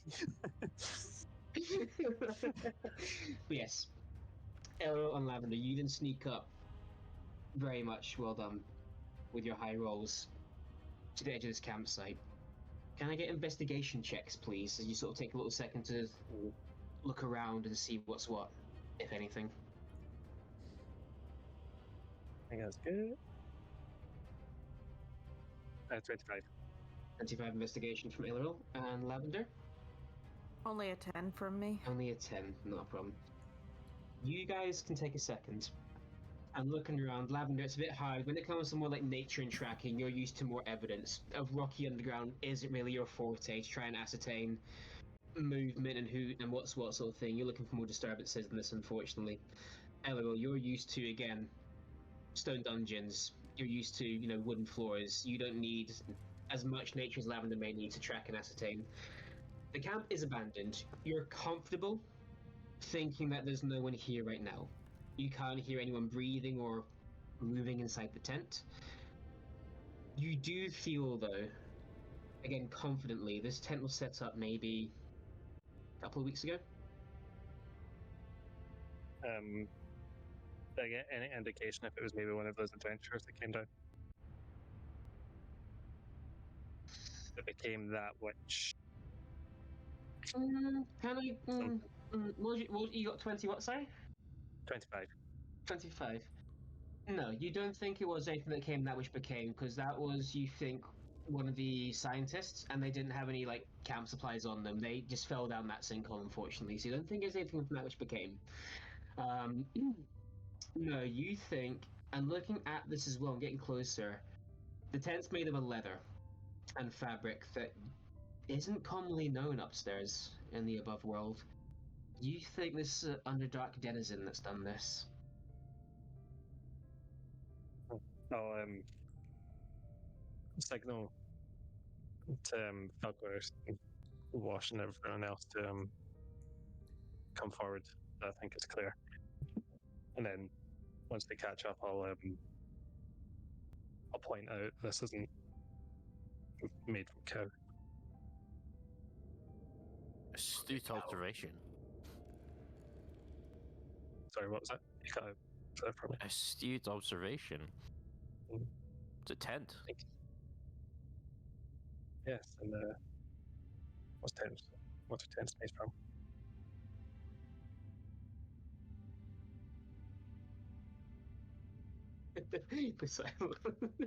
Wash discovering that he needs to build things rather than just buy them. Tents don't grow naturally. Jesus Christ. He's not that dumb. This is one of those inorganic tents. God darn it. I need my These tents usually organic move in tent. herds. It's sleeping. You can tell by the fact that its flap is closed. I haven't been tent hunting in many a year. Can I peel back the flap? You open the flap. You can see it is empty. Well, empty as far as people go. You can see there is a simple bedroll that's been rolled out. There's no backpack. And again, when you look at this again, these color schemes, it is definitely confirming your head Underdark, or someone from the Underdark has set this up. But there's no one here. They left their bedroll behind, however. Do we just make their way down here? How's he gonna sleep? suppose we just keep going? I mean, Is there any, I don't want to be that loot? guy, but there's nothing here, so Can I just have a look, see if there's any anything of interest that just might be hidden away from the campsite before we? Sure. Make another investigation check, please. As this we separately now trying to investigate any hidden While goodies. he's doing that, can Falcoris stay kind of not out the range of the campsite, but like out the way a little bit and keeping an eye on all the trees for any sort of movement or anybody watching us? You may certainly make a perception check for me, please. 23 for me. 23 for investigation. Fantastic. 24 for me. And 24 from your perception. Fantastic. Thank you. As Elril, you're looking around to see if there's anything hidden or sneaky that's around. You peel back the bedroll, and you can see a simple piece of parchment placed on the ground underneath where the head would be, if there was someone sleeping here. You open it, and it is written in. You don't read deep speech, do you? No, I did not. No, it is written in deep speech. Thankfully, I have someone that can read it, but yeah. Yeah, I'll take it and then make my way at the tent, get it to Falcoris. Perfect. You give it to Falcoris, who's also keeping his own perception out. Falcoris, you can't see anything amiss. You thankfully have the benefit of when something is near these trees glow. They're all perpetual dim light in the distance, save the ones that are in your immediate surroundings you'd expect to be glowing. We don't see anything in the distance indicating anything ill or somebody else out there. But as Elril saddles up next to you and slides you over this piece of paper, you use your eyes of the Runekeeper, and you can see this is quickly, apparently, it almost reads like a shift pattern and rotation. You can see different handwritings, and someone basically writes in, from your understanding, what time they arrive at the camp and what time they leave the camp. Times interesting. So like roughly, just obviously calculating everything that's happened, where are we in time, and does that correlate with anything that I see? Hard to tell. Again, with the day, you haven't seen the sun in quite a few hours now. Probably actually close to a day at this point. But there's no specific dates that scream out at you. You can basically see that. Basically, you can ascertain this isn't a fully occupied space. You can tell someone basically rocks up. They stay for loosely 12 hours and leave. But again, it's different people. You can tell by different handwritings. Different people are doing this. So, how many people then can I discern? You can discern probably 5 people. You can start to see overlapping handwriting in this small. It's just one piece of parchment that's written on both sides. You can ascertain 5 people. You think? 5 people. That's 5 rotation, and you said it was every 24 hours. No, every 24 hours. You basically see that the actual days they rock up, it doesn't seem to be an exact pattern there. Right. But whenever someone does rock up, they stay for about 12 hours before leaving. Right. But when you're looking at when they arrive, again, it's hard to tell as far as the date structure goes, because the Underdark doesn't go by a day and night cycle that you guys do. It's trying to work out what you would call a date, you can't really ascertain right now. But it seems to be sporadic all the same when they do actually rock up here. And just, but obviously this is kind of stretching, but I'm just trying to get as much information as I can. Of course, yeah, please. Just going by what's written in this, does it seem more of a, right, you're going there to just check up on a situation that's over there? Or is this like a structured, like you're like always like on time, always there? Or is it just a case of like, right, you're the scout, go and make sure everything's good, come back 12 hours later? It's hard to tell. Again, that you do have the missing piece of the puzzle of you don't know what time they are following, because best you can tell it's sporadic when they're rocking up. Mhm. You do get a feeling that you are sort of leaning to what you were just saying there, where it is regimented to an extent, where someone's being told, you go here, stay for 12, come back. Right. The longest you see someone come is basically like, half hour after 12, so 12 and a half hours is the latest someone goes. On both these double sides of paper, you can see that for the most part, they do go around about the 12-hour mark. Okay. It does seem, again, with the pieces that you have, they are ordered to come here for 12 hours and leave. Okay. I'll kind of tell the whole party that, like, I'll relay that information to the whole party. Excuse me. Just based on what I'm reading. Just and obviously tell them, well, I think there's about 5 folk by the looks of this. They come and go. I don't know when the rotation is, but by the looks of it, we just missed one. I don't know if this is always the point to come to, or... What it likely means, though, there's a quick way out nearby. Well, Or no, a quick this way further down. this is the denizens of this Underdark.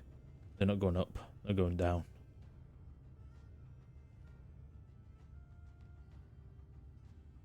Maybe we're close to civilization at least. Why go up though? Monitoring maybe? No, I think this is just... Or why go down even? Oops. This is just Why obviously... come up and go back down? We came What's across the elves before that live in the Underdark. This is probably a way of them keeping track of what the fuck is happening over this side of the Underdark. Maybe not the same elves, maybe a different colony or what, but we need to be careful because they might treat us as hostiles. Should get us back where we found her. I am out of bananas, I'll be honest. Yeah, I don't have any bananas on us either. The great currency. There is no more bananas. Once everyone's done looking at the note, I'll put it back exactly where I had it and then try and cover tracks that had been here. Yeah. I'd say you can do a pretty good job of doing that. You feel confident in that one. The good thing is there's not any mud and stamped down grass to tread on. It's just stone. So you feel that, you can brush, some of the more obvious footprints left in the dust from your heavier metal boots. You can certainly quickly, brush them aside and cover your tracks. Suppose we'll keep going along the path then? Yeah. No other choice, really. You begin to push further past this point, walking more along this set path. Again, set path is the wrong term, sorry. Path well trodden is what I was looking for there. I do apologies. As you walk, you maybe walk for again another 45 minutes or so before you can all hear the lapping of water. Waves against the shore, breaking.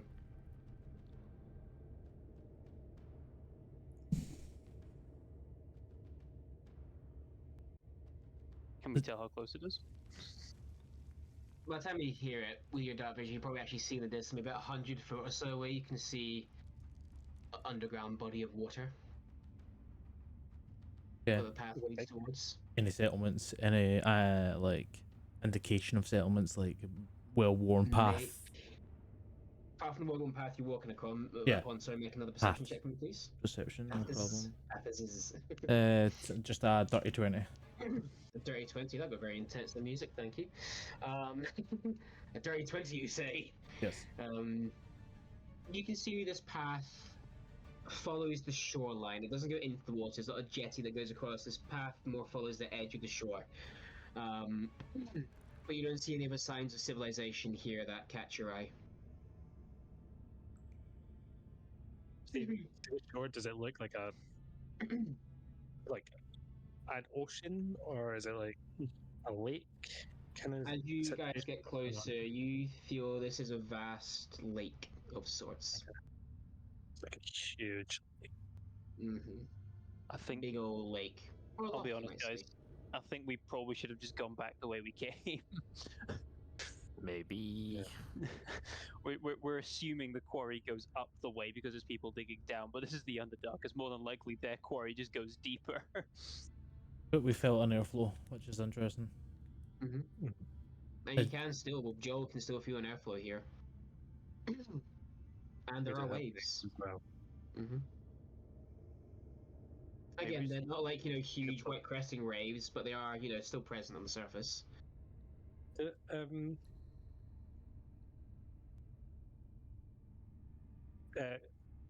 Again, fully okay if you just shut this down, because then I wouldn't know. Okay. Can I do a check to maybe see if I know of any great lakes in Underdark? I've Ooh, read I will need you to make. You've probably read a lot of books, and again, Orion's done with the Underdark. Make a history with disadvantage for me, please, to try and work this one out. History's all right, to be fair. But I rolled on that one, so that's Oh. okay. Not really. I will give you one thing. You do, seeing this and then putting something together in your head, recognize the name Elysium Tides as a known location. We read that, yeah. Elysian Tides. No, but I'm saying you read that. That now when you're seeing this, remember it again. That name does pop in at some point. You have read in a book above ground that Elysian Tides are noted. You just can't remember the context of them, but it is noted as being a place. Okay. But the context of it is lost on you, unfortunately. Well, so what we know, if we remember what the direction said, there's the Grove of Fading Light, Elysian Tides, the Veilspire Nexus, and the Quartz Quarry. Presumably, if we keep going forward here, we'll run into the Veilspire Nexus before we hit the quarry. Or if we feel like this is too challenging, we're probably best heading back the way we came. But we know for certain going back is a way out. And we have no idea what we're going to come across if we keep going. Apparently, some kind of civilization. Doesn't necessarily mean they'll welcome visitors. Question: are the spores still in the air here? Getting thinner. A lot thinner. don't know if we have time to go back at this point. The other thing is, with that swim will have to be up the way. Remember, we came down with that long swim.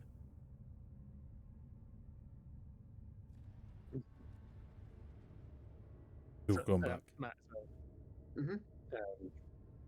So we know that we spent about 2 hours walking at this point. From where you left, yeah.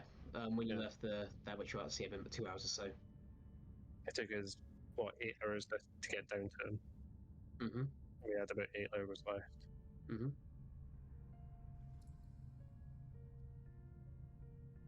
Honestly, I think As we can Muse move would in. say, time is running out. Who the Maybe fuck's double time it. Muse? I've just heard of them. It's a really good bard act. Mhm. I say we keep moving.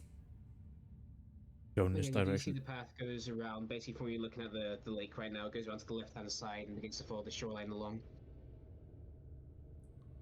I think we should stick with this. Yes. I'm open if everyone else thinks we should head back. I'm not the one on limited air, so it's whatever you guys feel like you can handle. Well, me and Elariel think keep going forward. Orin, Lavender. Might as well. Got no way back, so. Well, we do have a way back, But obviously now time's limited. Well, exactly. So it's not a way back. It is. You Just a going race. forward, then. you really don't want to get caught by this if it's still in the air. Let's move then. You begin to follow the lakeshore around. And it gets weird being no this haze in the air, there is no animals, there is no anything to, distract your attention. There is just the sound of these lapping waves and the natural cabin around you just silent and hanging. You walk maybe about only 15 minutes or so following this lake, and you can tell this is a vast lake. This is huge. And off in the distance, you can see this lake has like a perpetual glow underneath it. Maybe we should describe it a little bit better. There's like a bioluminescence inside, be it algae or something similar. And as you're walking along this path well trodden along the shoreline, occasionally gets a little bit close to you. Actually, maybe your feet touching the water per se. It's a very weird path that is around the balcony here.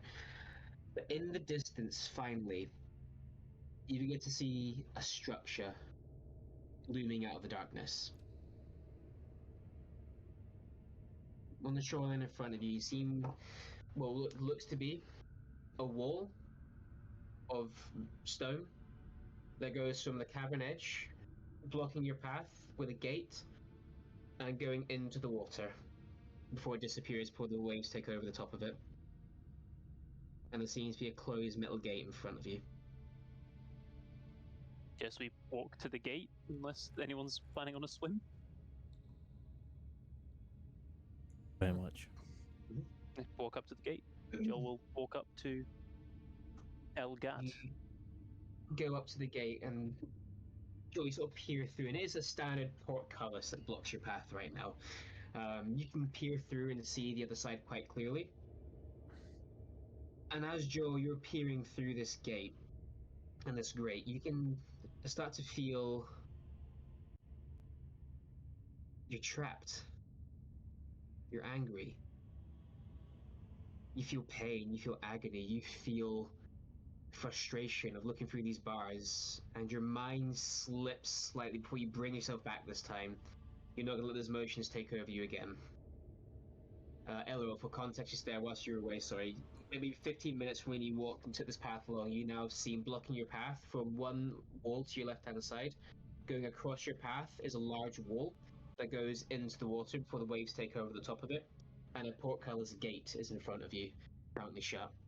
Joel has just walked up to the edge of this gate, and as it just came back to yourself there when you came back, he's had this wave of emotion take over, feeling trapped behind bars before he's brought himself back. Just to bring up to speed, sorry, buddy. As you guys, Joel would just angrily punch the portcullis just because those emotions, he's just angrily punching it. Joel's metal fist echo out into the darkness. Joel.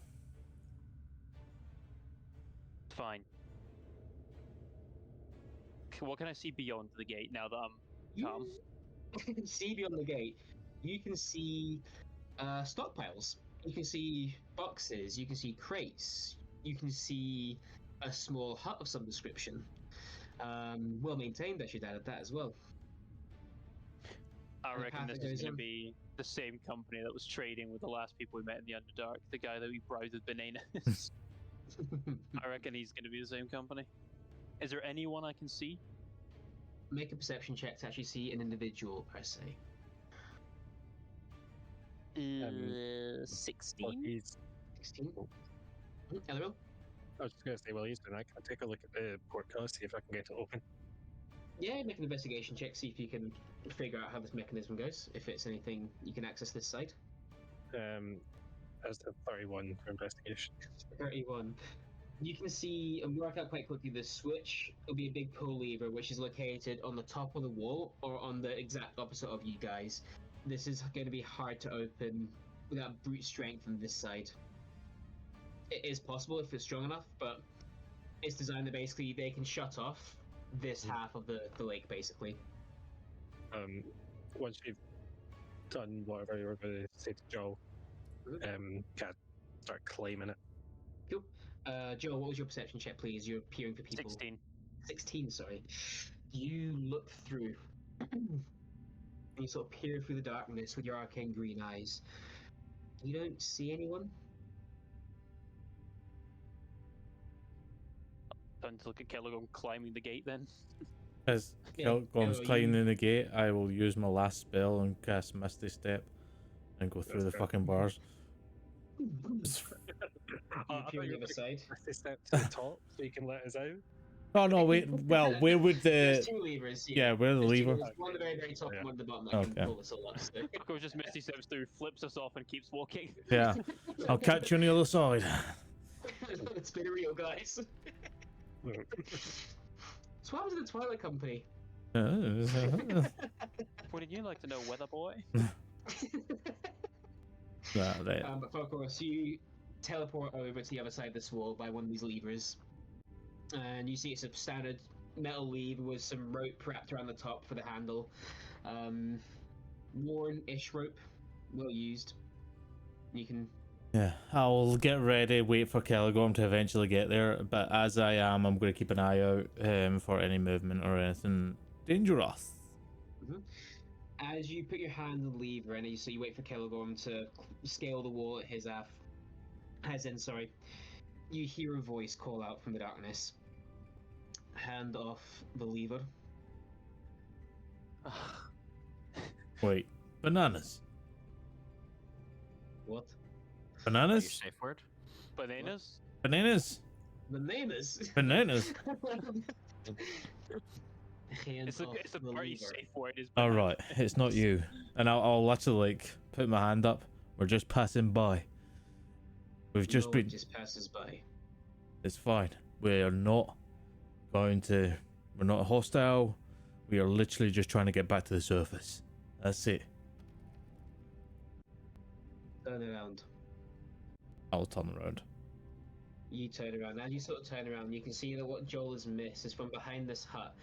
There is an individual standing with a long crossbow, and it looks like a heavy crossbow, but it's got all these drow increments to it that you don't understand what they do.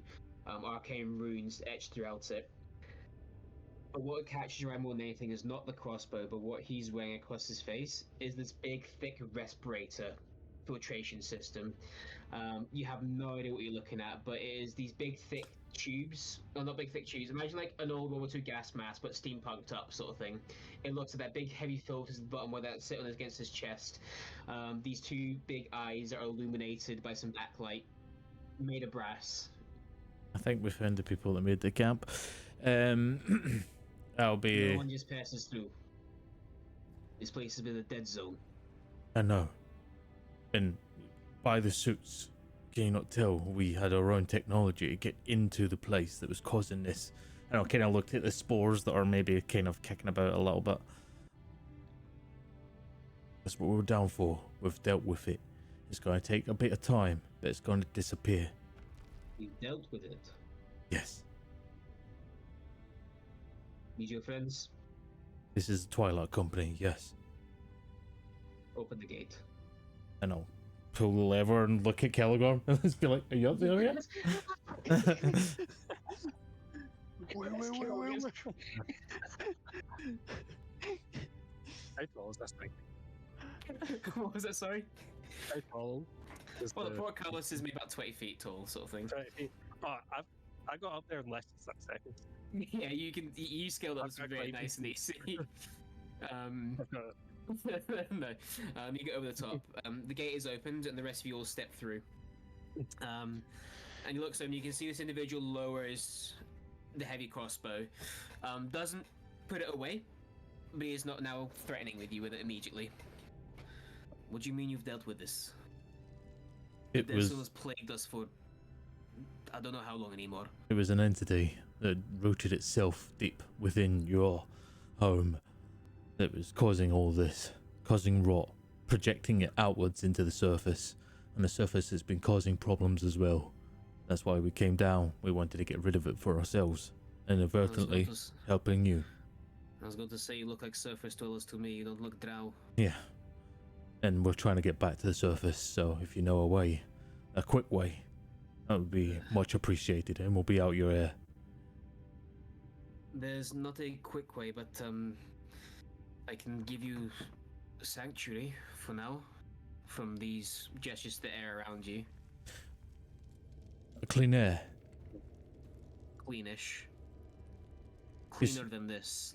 Believable. Okay, that would be good because these suits that we've got running out of time. We've only got so much air in them. You have 30, 40 minutes to spare? We can, as long as we can get to the surface in the next 6 hours. Ish, if you know what 6 hours is. Not sure how time works for you. Probably won't happen. So you think but recharge? I can get you a place where you can breathe clean air, is all I can give you. I cannot give you access to surface yet. I'd appreciate that. Very well. Please close the gate. And, Yeah. Pull the lever, push it up, whatever it needs to do. Yeah, you do that. I am Aloth. Aloth? Aloth. Okay. And, please follow me. Is she okay? Pointing to Lucia. She's a surface dweller who doesn't wear a suit. Is she okay? She's how do I put this? She's an enigma that we're trying to figure out. It's not an experiment. She's just appeared on us. It's a whole story. Hard to explain. Unique circumstance was enough. Everything's unique circumstance. I get that. Well, follow me. Stay close. Don't touch the water's edge. It'll be okay. Yes, sir. What's so bad about the water? You don't want to go swimming. Come, let me take you safe. See when he says that, and he has a like pure thing. Can I get an insight check on him that he's not just leading us to a fucking trap? Make an insight check, yep. Like, it's not gonna be a great roll. It's gonna be okay-ish. I think it's so that's 15. 15. You feel you've caught him off guard in a lot of ways. Being a surface dweller, coming through the undarkened contraptions he's never seen before, excuse me, and saying that you've dealt with a plague that has plagued them for ages. He is too stunned to lie. Okay. Then, of course, we'll fully follow him. You'll commit to following this man, Aloth. And he walks you through, and again, takes me about 30-40 minutes. Again, this is now going from a well-trodden path to an actual paved stone road again. And as he goes through, you can see that he walks you up to a large stone building. And you can now see more of these drow wearing very, very similar respirator type things across their faces and heads. Excuse me. Come. And as he comes close, you can see these large stone doors part open. Please enter. This is the Veilspire Nexus. It is a safe place. There is a rule here. Unfortunately, we do not openly allow the practice of magic inside the building, please. So please refrain from casting spells. Do not do anything that would alarm otherwise. Any incantations you currently have on you are fine. Just no active spell casting within the Veilspire, please. Understood. That is the condition of coming in. And I'll look at the rest of the party and just be like, no magic. I get that's fine. Basically, the council here are the only ones that are allowed to practice the arcane outwardly inside these walls. So please just keep that in mind. And that includes healing as well. We do not even allow that without permission. Just Almost please like be careful. somewhere else. But come, please enter. It is a safe place here. You will be fine to breathe outside your suits if you so wish. So, and as you, I was sorry, I don't know if you're just about to describe that, because I was about to say, so is there a way that we can open up the valves to take in some air if this is a clean air? We'll come to that in 2 seconds. All right. As you sort of walk up to what you see before you to begin with, the Veilspire Nexus is nothing to look at from the outside. You just see these two stone walls, or two stone doors open up against the cavern wall. That's all you see. As you step through, there is almost like a shimmer that's in this door, this gap that's opened up. And as you sort of push through, it has got resistance to it. You actually have to push through it. And as you push through this little pop sort of thing, Do you know in Star Wars: The Phantom Menace, what the Gungans have, that doorway they have, sort of the water coming out? It's very much similar to that, but more transparent sort of thing. You push through, and all of a sudden you hear each of your suits go as a valve is released, and you feel, you sort of see that if you sort of watch. Oh, no, we've got Jesus kicking about. We do not need Jar Jar. That's This I want, terrifying. this I want sloppy toppy. No Jar Jar, no sloppy toppy. But as you guys, that is terrifying, Jack. I hate that so much. It's the way he dances. I fucking hate that. Why do you have that quick to hand as well? Well, guess what? My backup character is now Jar Jar Binks. Right, Jar Jar Binks, carry on. But as you sort of step through again, you see these suits again, or you hear the suits go, and as you sort of can watch each other's backs, the gauges shoot all the way up again. As now it seems that it's detecting clean air that it can now cycle through. Some filters have been deactivated, and the suit is now filling up. And as you step through here, what you walk into right away, it very much resembles, not resembles, but reminds me of like a Pavmar chamber. These wide corridors of like a angled arch, an archway that come to a triangular top. There is a purple and gold trim carpet that's down on the ground, and there are quite a few people mulling around in various attires and accoutrements. Some of them have these respirators on their faces that are walking past you back out of the Veilspire Nexus. Some of them have them around their necks. Some just don't have any of them at all. But all heads do turn to you. And you can see this is a pure Drow, as waiting till anyway, a pure Drow community. You don't see any other Underdark denizens like Dwagar here. Just pure Drow. They also turn their heads and look towards you. As you step through, Aloth sort of takes his own respirator off and takes it off, and he little satchel at the side, puts the respirator into his satchel. Welcome to the Veilspire Nexus. Again, I hate to say it, please no magic. But welcome, you can safely breathe here. It is okay. And you are safe here, no one will harm you. Is there a place we can step out of these machines that we've got? Leave these so they're safe. Oh, do you want somewhere to be private and safe? Do you mind waiting for me to ask if there's somewhere? Sure. We don't really have a place, obviously, for this. Please stay here. Again, no one will hurt you. Just please stay here, and I will be back, okay? Of course, we'll literally just stand and just wait. Thank you very much for your patience. And Aloth turns and not runs, but hastily walks away. Comes back maybe a few minutes later. Yes, if you want to please follow me. There's a spare room that we can allocate you. We have an empty room in the barracks right now due to some losses. You can have. Come. Follow me, please. And he walks you down the corridor again. Takes maybe only about 3 or 4 minutes to get there, and you can see that he opens a door that in your big suit you can have to sort of duck and hunch over and through sort of thing. But it is just a simple barrack. Stone beds with some fleece lining on top of them, and a mattress. A little side table with a little candle burning on each. This can be for the time that you are here, your quarters, if you want to call them that. The council has decided, has given permission for you to stay, being a topside and not having a home, obviously right now, that what the council has spoke with, you may stay for the time being. They will want a debrief, they have said, but your safety is the first concern, so please. Oh, your hospitality is appreciated. And Falcorus will literally come out of the machine, or the robot, the exoskeleton, whatever the fuck you want to call it. It very much to open it basically on your stomachs is like a little powder you can peel away, and then there's a little thing you can turn. What the word I'm looking for? You know what I mean? Like, you know, Wheel? submarine door sort of thing. Oh, right. Wheel.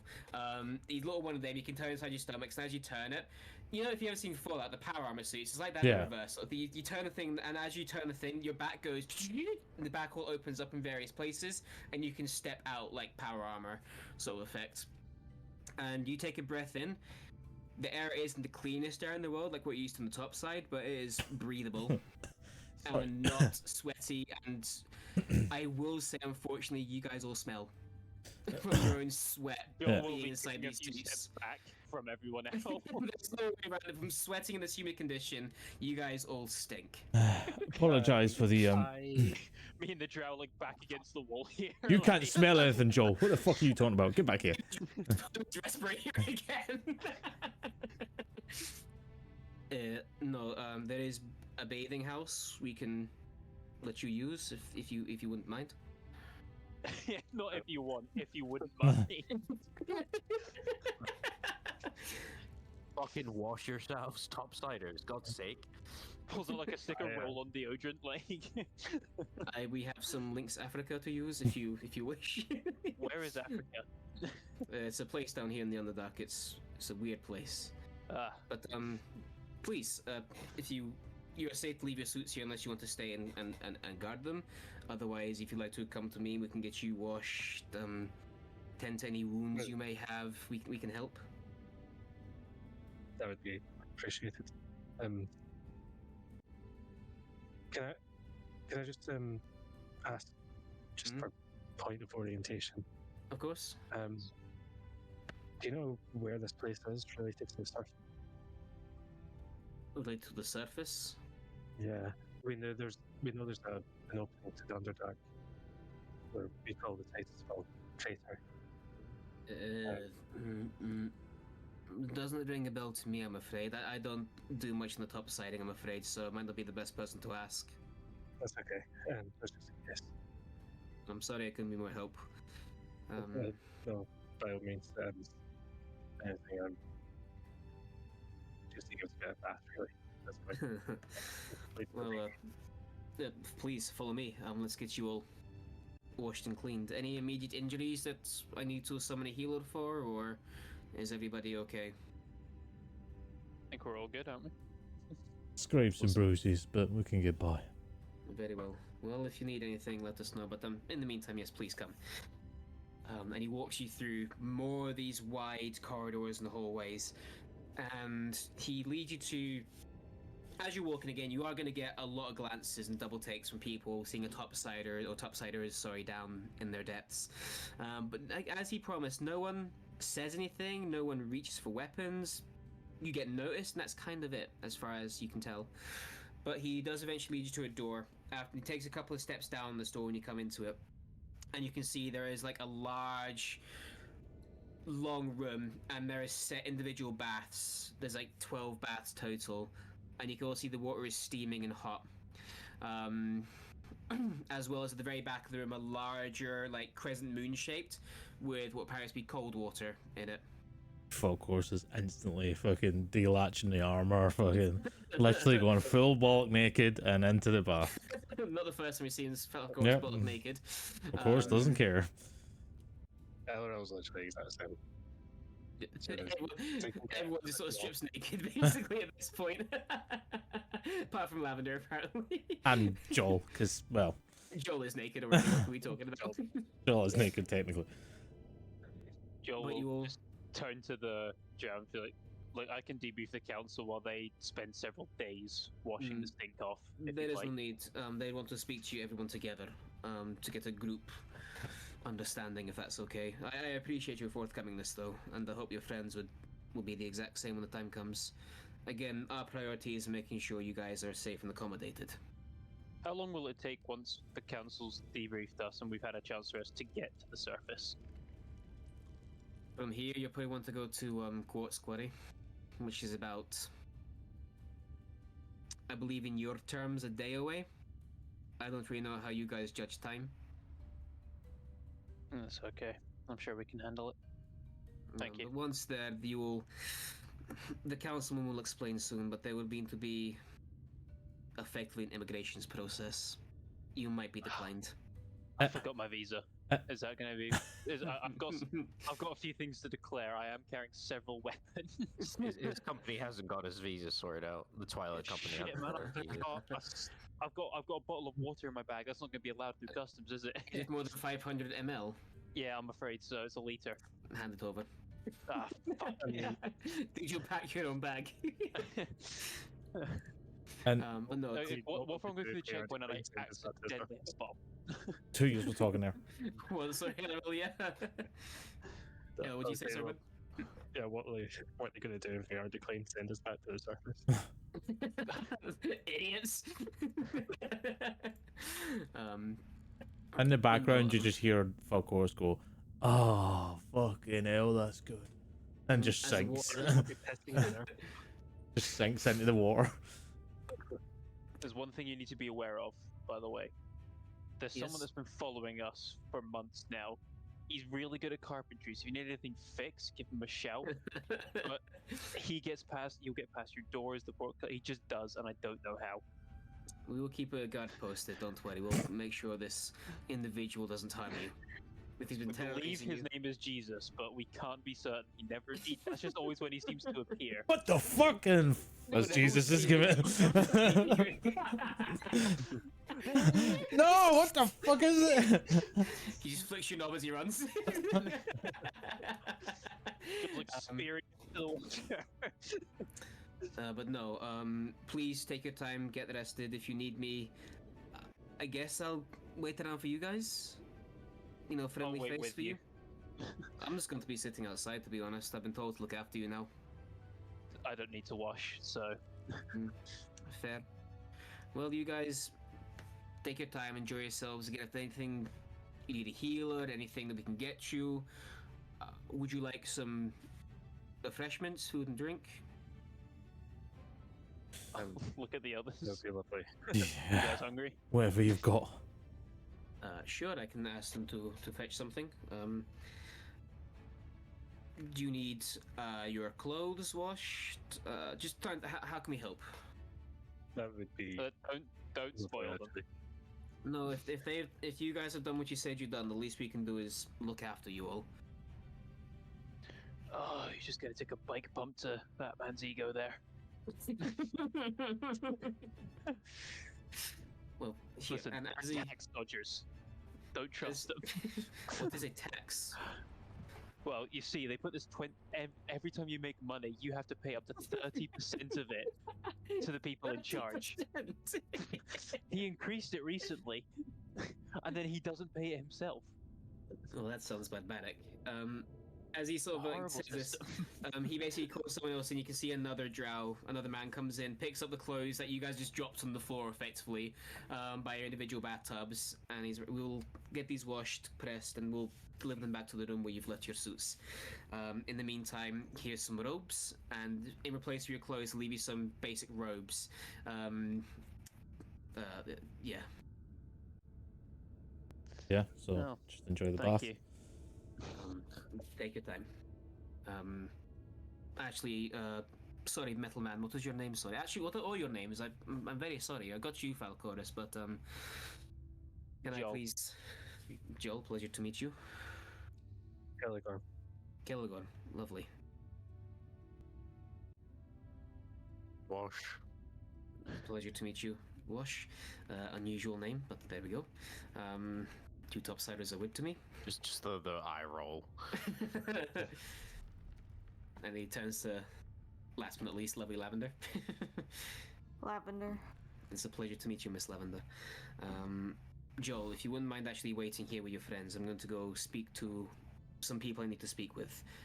Again, they'll want to have a conversation with all of you together, so if you just wouldn't mind waiting here, enjoy your baths and your relaxation. Some food and drink will come as soon as we can get them. Enjoy your time. Joel will shrug and just lean against one of the walls. Not a problem. You guys make me glad I can't smell.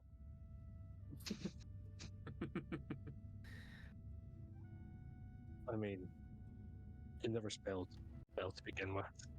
How's that taste working up for you, though? Too soon. One of us got pegged by a goddess. That's not something to gloat over, mate. Depends on the goddess. To be fair, it sounds kind of fun. For you, definitely not something to gloat over. But this is kind of, I don't know. I don't know whether I should trust this or not. He seemed very truthful, very trustworthy. It's just, I didn't expect this hospitality. I mean, we have essentially rid them of something that's been plaguing them for, from the sounds of it, decades and decades and decades. Yeah. So we're saying. From what I've heard, the Drow are pretty honorable people. Sure, they can be a bit prickly to topsiders, but when they've got a reason to be nice, they seem to be. Well, As you guys are having this conversation, before you can get your words out, Falcoris, the door opens once more, and you can see that a drow girl, probably in her late teens, early 20s, comes through, and she's carrying a tray of what looks to be empty wine glasses, 2 bottles of a drink of some description, and a tray also of what appears to be like various underground or underdark, fruits. You're not too sure of their origin apart from being under here. She sort of looks down, making sure not to really make eye contact because there's a bunch of naked men in the room. Just puts the tray down and then swiftly leaves. Can I stop her Thank just you, before no. she goes and pull out the fruit from the thing from the tree Mhm. and just go, do you know if this is edible? Most definitely not. It is flower head, you say? Like head of rose? You can. Don't recommend. I'm hoping that Wash hasn't heard, and I'll just go and put it on the tray. Watch, make a perception check for me, please, to see if you've noticed this conversation. Fuck you, honestly. specifically That's for a nat Wash. one, for fuck's You sake. don't. You're too. Never said it was specifically for Wash, just... But I'll just put it on the tray, just go, Wash, said it's edible. And then I'll go, I'm assuming I'm leaning with Lucia, because obviously she's not she's in the filthy bath. from this... Oh, right. Lucia hasn't felt water in ages. She is in a bath. So what? It's just Joel just standing... Right, Joel's just gonna face the other way, then. He's just in the corner Just face Blair the wall. Witching. I thought it was just like the guys jumping in, and then we're gonna switch, but no, Joel's gonna No, Blair Witch. Lucia is also, again, the Falcoris, you probably, just look over and see what she's up to. You can see that she is also just enjoying feeling things, and the sensation of a hot bath is top tier, next level to her right now. She's almost literally melting, it looks like, inside this thing. Now and again, you can see she has to do the whole sort of thing when she gets a little bit too deep.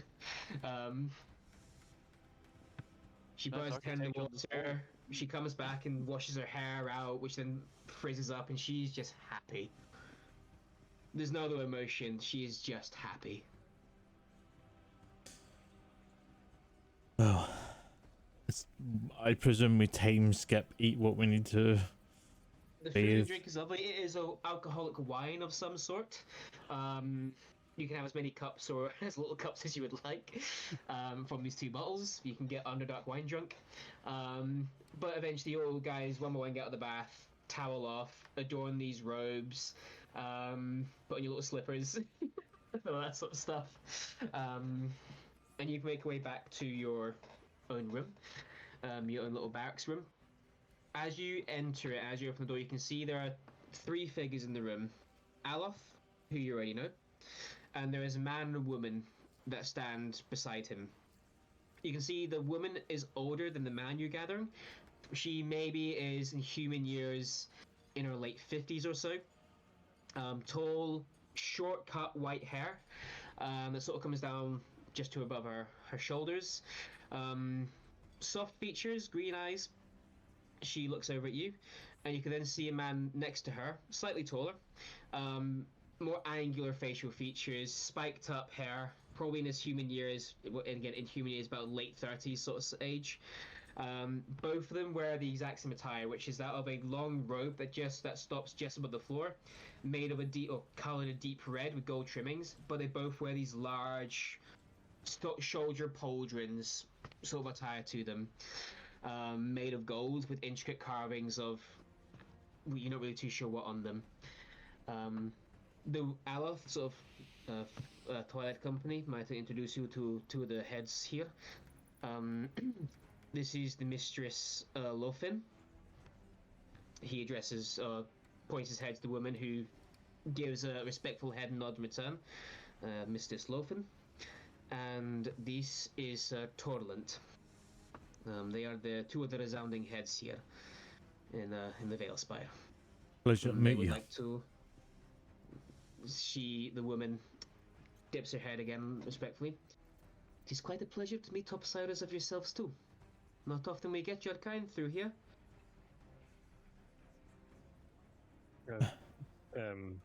Plague will do that, you know. Dire times. Not anymore. Well, that is. To introduce ourselves. I'm Caligram. Pleasure. I'll then say in Elvish, would you prefer our shared tongue? She responds back in Elvish. I appreciate the gesture, but it won't be necessary in case of your friends do not. Common will do quite nicely. But she does seem, you know, she approves and top left corner screen pops up. The gentleman introduced himself again. So that is on that note, actually, you say, the plague will do that. Alothier tells us you've how I addressed the matter? Well, I think Like- exterminated is a better one. yeah, like we said to our loft, the plague, it broke through the surface, and a city that we called Dream, it took over. Plague that basically killed whatever was inside it. Any life, any beings. It's been like that for centuries. Centuries? DM? Centuries? I think so. Anyway, centuries. It's been a blight as such. A very dirty mark on our maps. For a long time, we didn't know how to deal with it. There's been researchers went in. There's been adventurers who've tried to figure it out.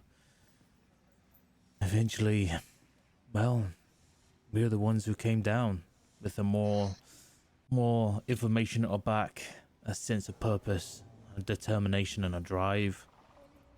Then we came down deeper and deeper, and eventually we found the root of it all. And we're not long away from that battle that we just had. It completely destroyed what was holding this plague here. It's going to be a while before it completely clears. It'll start clearing. We notice signs of it already dying from the root. As you're having or informing this, you can see the two council heads are very much trying to keep a stern face. Aloth, on the other hand, who holds no authority, you can't help but see as he's sort of looking down, listening, you're trying to try and be like pretend he's not in the room, sort of thing. Not out of like shyness, he's just out of his depth right now. But as the more and more you're telling about this victory they've achieved, the more and more you can see him smile. As he's beginning to put together in his head, this could be a new chapter. I believe we came across one of your camps. I believe you've sent out scouts to keep an eye on things. Oh, you mean in the sorry. And your Torland picks up again. You've Grove of the Grove of Fading Light. Fading Light. Very well. Yes, we have been keeping note on it. As you rightly say, it's been uneventful from the account of nothing living, but we always had hopes that something would pierce through, be it explorers, the signs of life, seeing the fog dissipate. And But we've been plagued with this for just shy of, actually it's over now, 500 years. yeah, at this, Children have been born, grown to full adults and died, and only known the haze. yeah. By the information we got, it obviously started here. But Well, not your from the Veil scouts, Spire. your scouts will probably start reporting in time of it starting to dissipate. Like I said, maybe take a little bit of time. It'll start to Week or two, dissipate. maybe. This is good news. It'll bring us some problems, but this is all around good news. This is incredible, actually. Even on our way here, we could see some of the fungal, the fruiting bodies start to weather, turn grey. This is elating news. Again, we must. A political stance will be changed, but this is all our problems. This is nothing but good news. We can finally, and she sort of gestures down to Aloth's respirator, be rid of these, and we can leave the Veil Spire and breathe. My Oh. friends, you have done Not just the Veil Spire Nexus, but the Underdark as a whole. A great service. Other people may not see it, but we do. I see the work you have done, You are. and I thank you. You're welcome. All we hope for in return, other than your hospitality, which has been. Look, just quickly check the other. It's been good, yeah. It's been good. We just need to get to the surface quickly.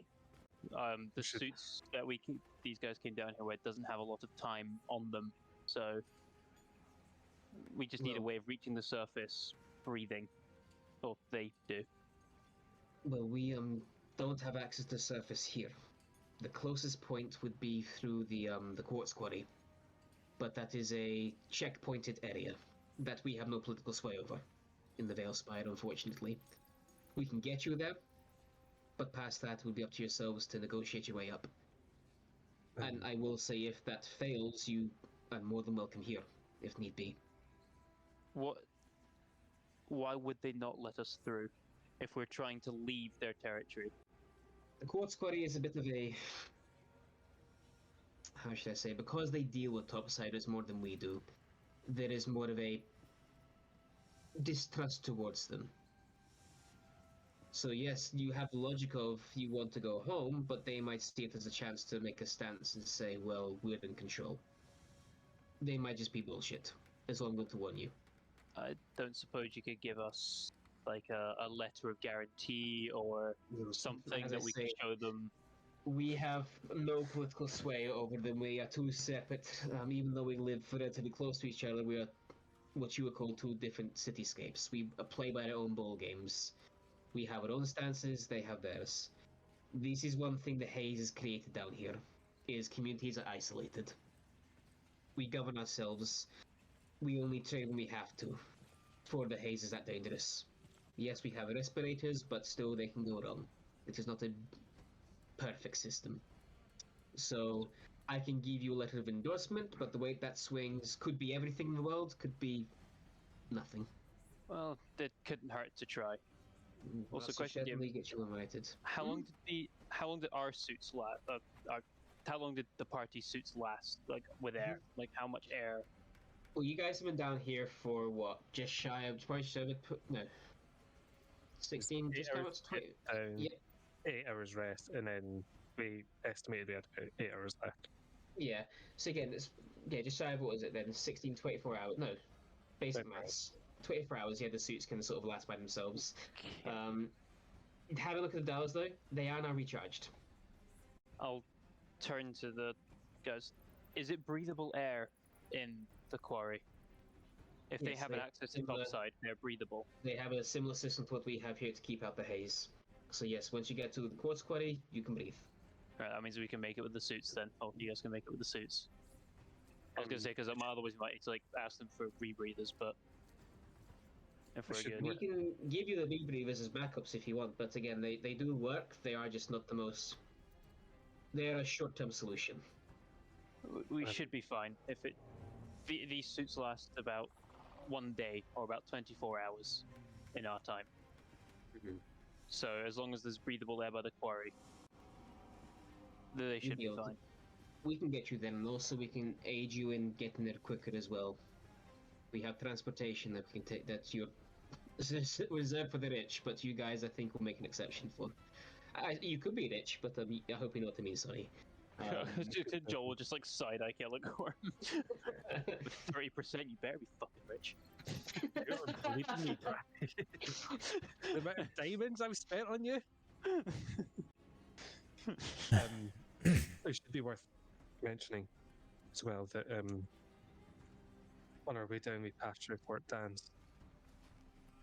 Fort Dan's? Gods, we haven't heard that name in a long time. There was a creature in there that we've slain, but it wasn't the prettiest of sights in there.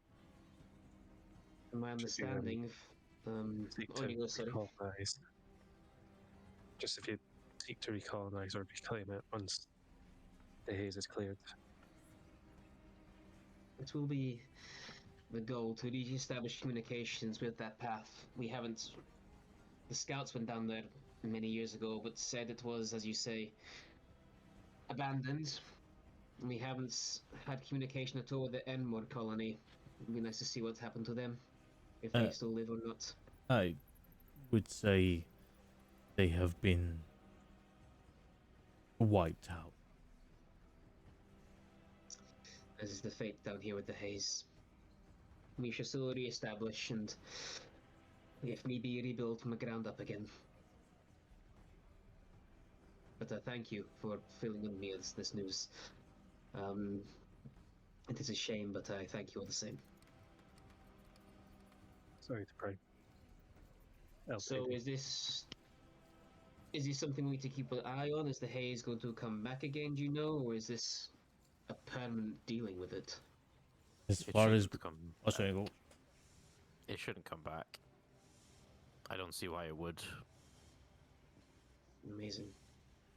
what we Sorry. believe, it was an entity that was pushing this, driving this with maddening rage, essentially. We destroyed that entity. So there should be no more way for this to carry on. Well, you have the Veil Spire's eternal thanks. Perhaps all we need now is I'll look at the others, just some rest. I imagine these guys need some sleep. And then Please. after, maybe if you could arrange transporting that letter, and then we'll leave you to your rebuilding, I suppose. Fantastic. Please, will these beds be enough for you guys? I know they're very simple. It's but, fine. We'll make We've do. slept in worse, a lot worse. If you insist. We'll have your clothes prepared. We'll make sure you take the bathhouse if you might as well. Anything we can do, let us know. Aloth is going to be your steward, I guess you'd call it, whilst you stay here. He is under your care. Anything we can do, let us know. Aloth just gives you a little bit of a nod. Thank you for your hospitality.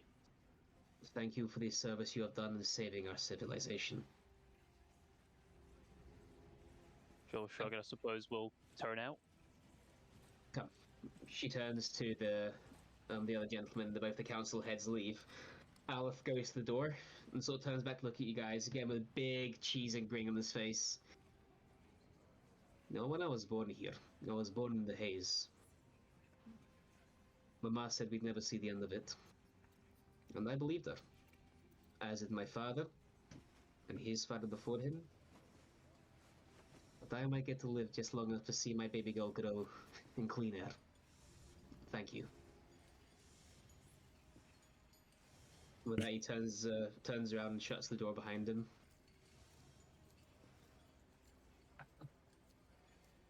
I like him. A good egg. Comes from a good place, Matthew. Fuck off.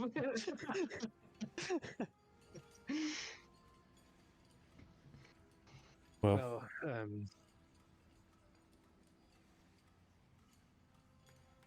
what now are you wanting to rest?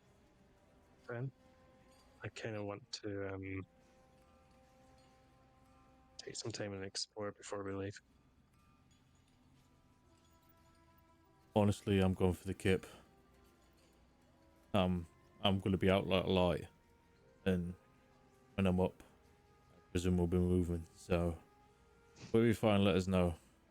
But yeah, it's an interesting place. I'm sure we're welcome back here. Just got to get through customs. Yeah. Has everyone checked in? You can do it 48 hours before now. I've got an idea, and I'm gonna put this out here for the group to discuss. If they're being hardball with us, truly hardball, how about we offer them one of the suits? Why would they need it if the rot's going away? They don't know I that. need to tell them that. But surely if we told them that we cleared the rot, they might let us through. Maybe. I mean, have look what to it did to offer these them the- guys. Like, they're literally washing your boxes, like What's boxers? sorry, under things. Yeah, Killigorm's a white fronts man. Agile. Kel's got like tighty whitey briefs. they got the royal logo though right on For the the front. military You laugh now. royal logo. It shows off everything it needs to. Falcoris is an Athens So- Chaps fan. So Budgie Smuggler Falcoris? just got it. Fucking commando, who are you kidding? He's been commando While this they're whole talking time. about this, I just Once a picture commander, Lavender and every- Lucia like puking in the corner. Everything needs to show. But I am secure enough in myself that I'll give myself the pleasure of a wife run. it might be a bargaining chip. Yeah, that sounds dirty, mate. I keep that to yourself. This You're is- smuggling bananas in your trousers, aren't you? But no, of course, I think it's a good idea, and I'm happy to give up my sit if need be. It kind of limits what I can do with how the blades are attached, and while it's useful, I think I'm better giving myself mobile. They've done a Well, purpose. I believe that's a problem for tomorrow. I think you guys could use some sleep. Yeah. No worries. You guys all begin to pick out which bed you're going to sleep on, and that sort of quickly divvy them up. Ella, do you say you're going for a little wander before you go to bed? Sorry, just so I can. Can I check with Al? Mhm. Basically, I'll say to Ella, him, hello. I have no concept of time here. Okay. Are there shops likely to be open? Are there? Yeah, this shop's always open. The bazaar is never closed. Okay, so I can sleep and then. Okay, great, excellent. Thank you very much for putting on that. Take your time. Enjoy your sleep. Oh. It is well earned. I'll go sleep and then when I wake up before we, even if I need to wake up a little bit early, just to kind of wander around the bazaar. This is very lovely music, isn't it? But you guys You like my hero. all go to bed, and as Falcoris promised himself, and you guys unintentionally maybe do the exact same thing, the second your head hits these very basic pillows, you're out. Like a light. Your body is exhausted. You literally wash. With exhaustion, you just crash. But you literally the whole thing. You don't even get under the covers. You just lay on top in your robes and just fall asleep like that. You didn't have time to get comfy. Well, you are comfy, obviously, but you know what I mean. When you all drift off, and Joel, even you power down, we say, and drift off into your own little sleep. Excuse me. As you're all going off, you hit a sound, lovely, deep sleep. And it is blissful. And it is resting. Until you're all woken up. All of you. By a banging. Boom. Boom. Boom. Boom. Inside this room. And Joel find the source of it. Joe, you are the source of it. I was just missing Oh, Joel. shit. That's the source of it. Fucking used. As you all wake up, you guys see Joel standing against the wall, smacking his head against it. Falcoris instantly is going to recognize it's probably another episode, and he's harming himself as such, and just fucking like grab him and pull him back. Joel, as someone grabs you, And yes, but what you've been feeling this whole time, what has led you to this moment, is you are just feeling nothing but pain and anger and anguish and sorrow, all nothing but negative emotions. You didn't even remember waking up and start banging against the wall. You just basically come to feeling this emotion, knowing that your forehead hurts, and someone has just grabbed you from behind, trying Just to gonna restrain lash you. out, just instantly lash out like elbows or whatever to Yep. hit Of course, them. you feel as you basically come from behind, like grab him like that sort of thing. I'm guessing as you're trying to restrain him, you immediately see Joel and his strength just try and elbow around you, sort of thing. He can't get a good grip. Joel, I'm gonna say you bamf out your wings. You flutter your wings out, which makes Falcorus have to let go. And you turn around, and as Joel turns around with Falcorus, you can see the green glow of his eyes is a deep red. Guessing again, kind of in character this moment, Joel's panicking. He's just going to fling himself at Falcorus. Yeah, this is the guys. This is an assailant. Grabbed him, so Joel's just going to throw himself at Falcorus. Mm-hmm. Can I get an option to react? Yeah, 100%. Anyone can react at this point. Yeah. Can I try and grapple him? Yeah, LOL as well. You can go. I was going to try and cast Tasha's Hideous Laughter on him. Uh-oh.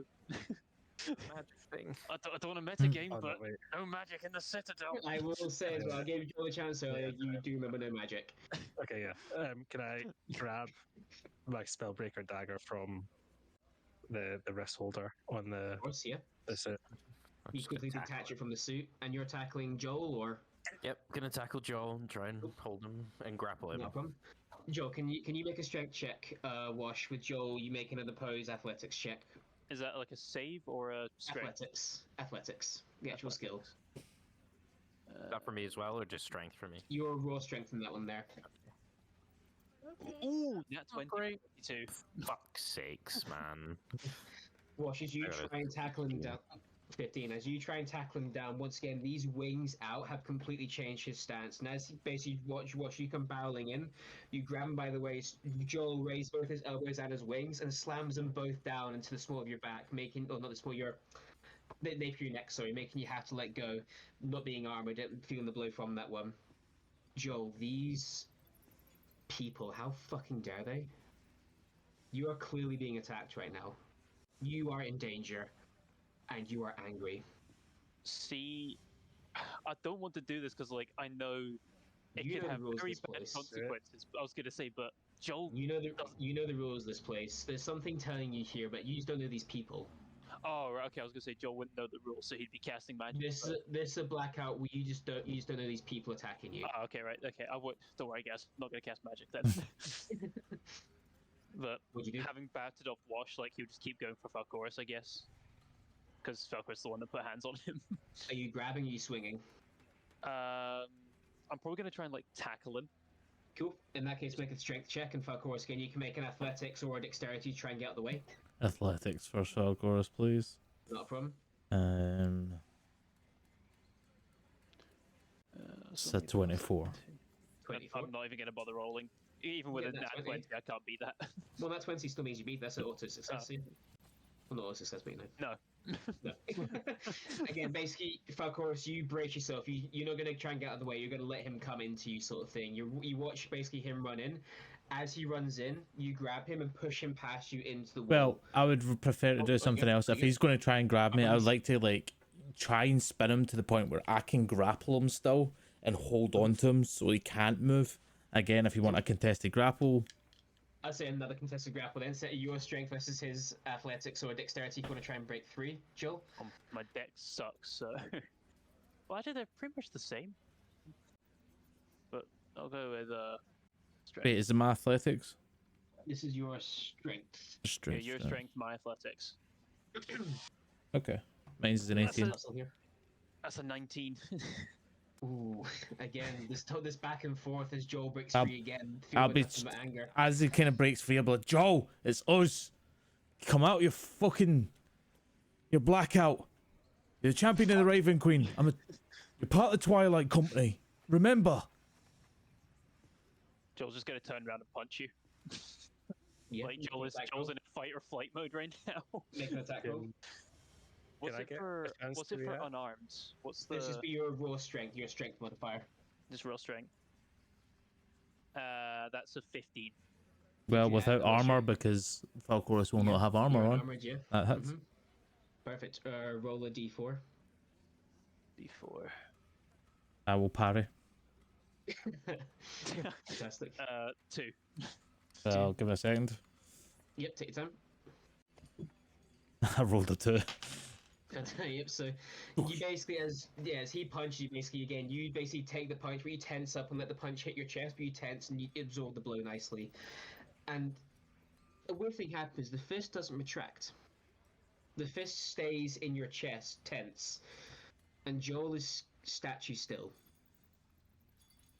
Joel. Joel, you black out. The eyes that are red just go black. As if like a suit of armor is holding you now. In that moment, I'll be like, Wash, grab him. I'll You go do. grab him and get a proper grapple. As you get a good grapple, you hear a voice in the room. Don't damage him. About fucking time you showed up. I don't work by your deals. Well, this is And you apparently guys your see- quarry.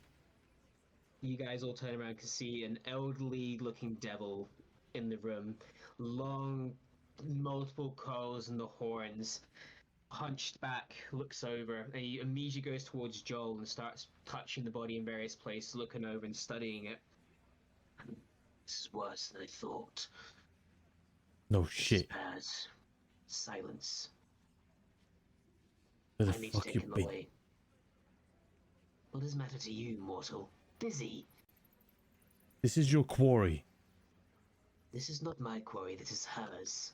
Yeah, but you were brought in to do it. She fucked up. I How? warned her about this.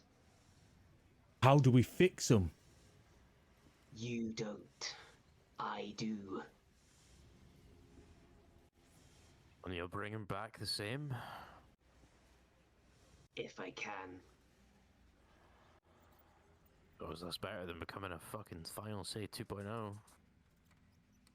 I'm going to have to take him away before he does become another version of the final say we all dare not see. This is I on you. cannot guarantee. Nothing is on me. You're the one that built this. You're the one that took his Upon soul. someone else's request. Yeah, but still your hands. Take up with her. I don't really care. Do I'm what going you to be must, taking him but bring him away. fucking back the way he should be. I cannot promise that Well, at all. I'm holding you to it. There are don't you dare. There are two things dependent on this: her willingness and his. The soul might not want to. If you know Joel, you fucking will. I'm going to take him away, and I will not promise his return, for I cannot do that to you. Oh, with honor. It's a strange one.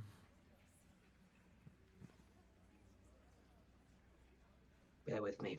And he turns around and he begins to open up Joel's chest, and with some tools you're not too sure, they're very much artificer tools, begin to fiddle inside, and Joel, your eyes become green again. Matt, Yes. see while he's doing that, can I just study intently everything that he's doing? Make a basically intelligence check, please, just to straight up and study. Investigation, I say, actually. I'll let you do investigation. Right? Investigation. Any kind. That's a dirty 20. Dirty 20. You're studying, again, a lot of this is outside your arcane knowledge, because this is a mix of arcane and technology. But you are studying as hard as you can, trying to take as many mental notes as you can of what he is doing, which I, the DM, cannot really describe. But you certainly take note as a character. I basically just want to get a glimpse of how the kind of soul canister work, Mhm. and maybe how, like, if need be one day, how to maybe disable it. Good to know. I You're will looking for the DM you ultimate something on aren't that you? one. I will DM you something on that one during the week. Okay. Joe, you wake up in the bedroom, the barracks you were given, but the architect is there before you, inside your chest. I'll look down. Good morning. Joe, we don't have time for games. You need to go. You're coming with me. It's getting worse. Going where? Back Shadowfell or to her. You might not return to your friends. if it keeps them? I suppose I'll sort of look around the room and just sort of see. Maybe that might be a good thing. We don't have much time. However, if you would like, I'll let you say your goodbyes. And with that, the devil sort of steps away and goes to the other side of the room. He closes your chest up nicely, and then sort of shuffles back down the room. He sort of just leans against the wall, folds his wings over himself, and just sort of waits. Guessing I had another episode. Yeah. Let's say you'll have a headache. Well, you might have more than that if this fucker fucks you up again. I look at the wall. There's just like a big dent in the wall in the shape of his face. Just like why was I doing that? I don't know, you woke us up like that. Huh. Oh. Joel. Guess she didn't do a very good job of making me the way she was meant to. Joel, he just said it's on her part. Willingness on her part and willingness on your. Keep fighting it. I don't like him taking on your way. I don't like it at all. But whatever the fuck happens, keep fucking fighting to come back here. I will, but I don't know what I'm fighting. I'm not controlling this. Wish I knew now. So that's probably what you're fighting, dumbass. How can you fight something if it's not there? Because you just gotta stay you, mate. I like to think I'm trying that already and it's not working, so... Think of the sweet taste of the fuckeries and... I can't remember. I didn't taste the fucking Goliath, but I think you said it was nice. Solid 10 out of 10, I remember. Yeah. Think of Right in those. my cookbook. It's written in my memoirs. You should stay in your guard, Joel. I know they're trying to help you, but I don't think where you're going there's going to be anyone on your side, truly. I reckon the Be Raven Queen's prepared going to for be that. the only person on my side. Or goddess on my side. If I'm honest, Joel, I'm not sure about her intentions either. You don't need to be. I think you should just be prepared in case they're not your best intentions. Well, as I said, I don't have a choice. This is me now. So, wherever this goes, I don't have a choice but to follow. Besides, it's all about having faith, isn't it?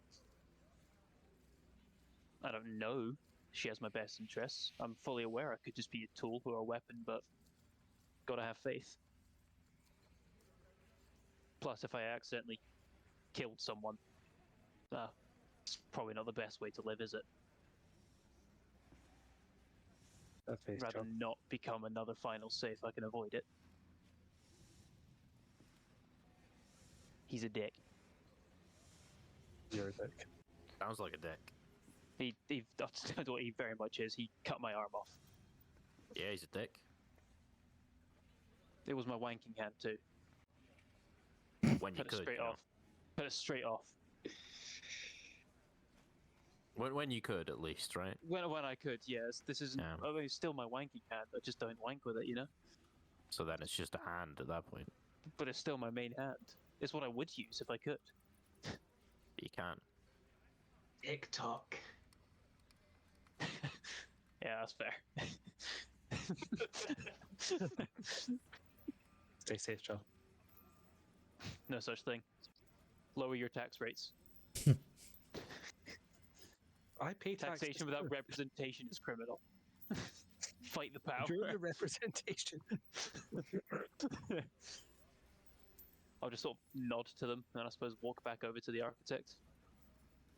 The architect rolls his eyes with all of this, but I'll just raise again my non-existent eyebrows like a fun sentimental bunch, aren't they?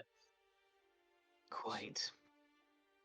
As the devil known as the architect takes your hand with his warmer touch, you feel the fires of the nine hells envelop and swallow you whole, followed by a familiar sensation to when Emmerich has teleported you, a violent pushing, pulling, and tearing of your atoms and very being.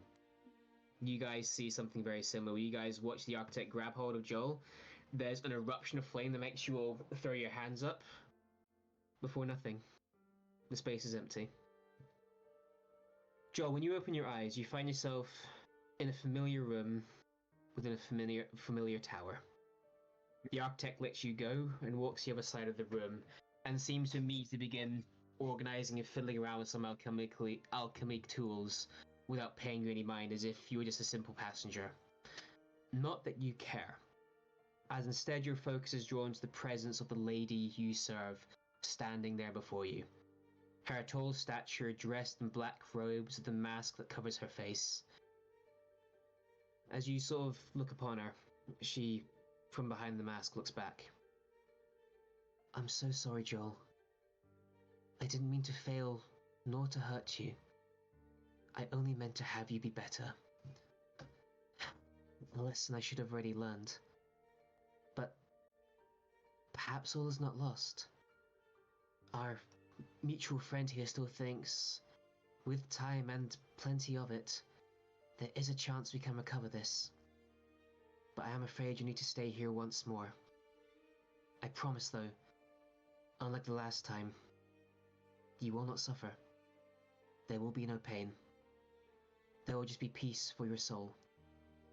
She takes a step closer towards you, and her hand reaches up to the brilliant white mask that she wears. This time there will be silence and bliss for you here. Her thumb hooks under the mask and slowly begins lifting it up, revealing a soft, rounded chin and pale and red lips. She steps closer to you again.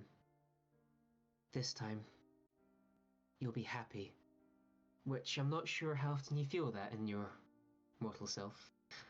She's now face to face with you, the mask coming no higher than her nose. And next time, Joel, you will be magnificent. She leans in and places a kiss upon your forehead, and everything goes dark. And as will end tonight's episode of The Shadows We Fear. More begging, more begging. So there's no pain this time. You just get lube. Yeah, she's like, I found this bottle of lube. Could have used this last time. Is lube or is Joel just been hollowed out? Carved like a pumpkin. It's got a little rubber ring now. Joel's not going to suffer ring sting. But thank you again to my players. As people in chat might not realize, this is Joel Lewis's last little session with us for a potential while on this one. So unfortunately, we are going to have to retire Joel here for a little bit. However, He's dead. he's not dead. He's so However, dead. watch this space. There'll be something coming up in the meantime. Andy, as we sign off, is there anything you'd like to say or do for the night? Yes, just a wee shout out to our good friend Mental Defenestration again for raiding into our part. Oh my god, I'm playing with dice and I shouldn't be. Yes, for raiding in. So thank you very much, Mental Defenestration. Welcome back in. I did see Healing Spirit was back in. We need you. Or not Healing Vibe, not Spirit, Healing Vibe. But yeah, thank you very much. I hope your stream went well. Thank you for tuning in. If you do like it here, please hit that follow button. Come join us on the Discord and see the link trees. Come be part of it. Like come talk to us. But otherwise, Back. yeah. Wait, what'd you say? Cat's back. Oh, Yeah, Oh, your cat was cat back, was yeah. doing something weird there. Cat jumped off the top. Cat's Oh. back. Enzo. Yeah, that's what it is. Anyways, but yeah, that's all I've got to say. So I'll let you sign off. Thank you. I was just going to say we might not be here next week because I need to organise some stuff with Joel leaving and all that now. So there might be a week, maybe we might be here next week. Say no that we're going to be here just whilst I get time to write some stuff up. But certainly the week after we should be back. I know obviously Christmas and that sort of stuff's coming up as well. So I guess scheduling might be a little bit fucky-wucky during that period. But again, pop in the Discord. We'll send notifications. We're like, I don't know, a set Christmas schedule. I don't know. It's no Christmas coming up. We're here every Friday. Friday's going to be on the holiday. We don't know what's going to happen there. But as per usual, thank you so much to my players. And again, Lewis, a big thank you to you for coming along with this and all that. Sad to see Joe go for a wee bit, but it is what it is. Not the first time. Not the first time we're used to it. At least he's dying in one piece this time. Dying, what? Everyone to you guys in chat, thank you so much for coming along. And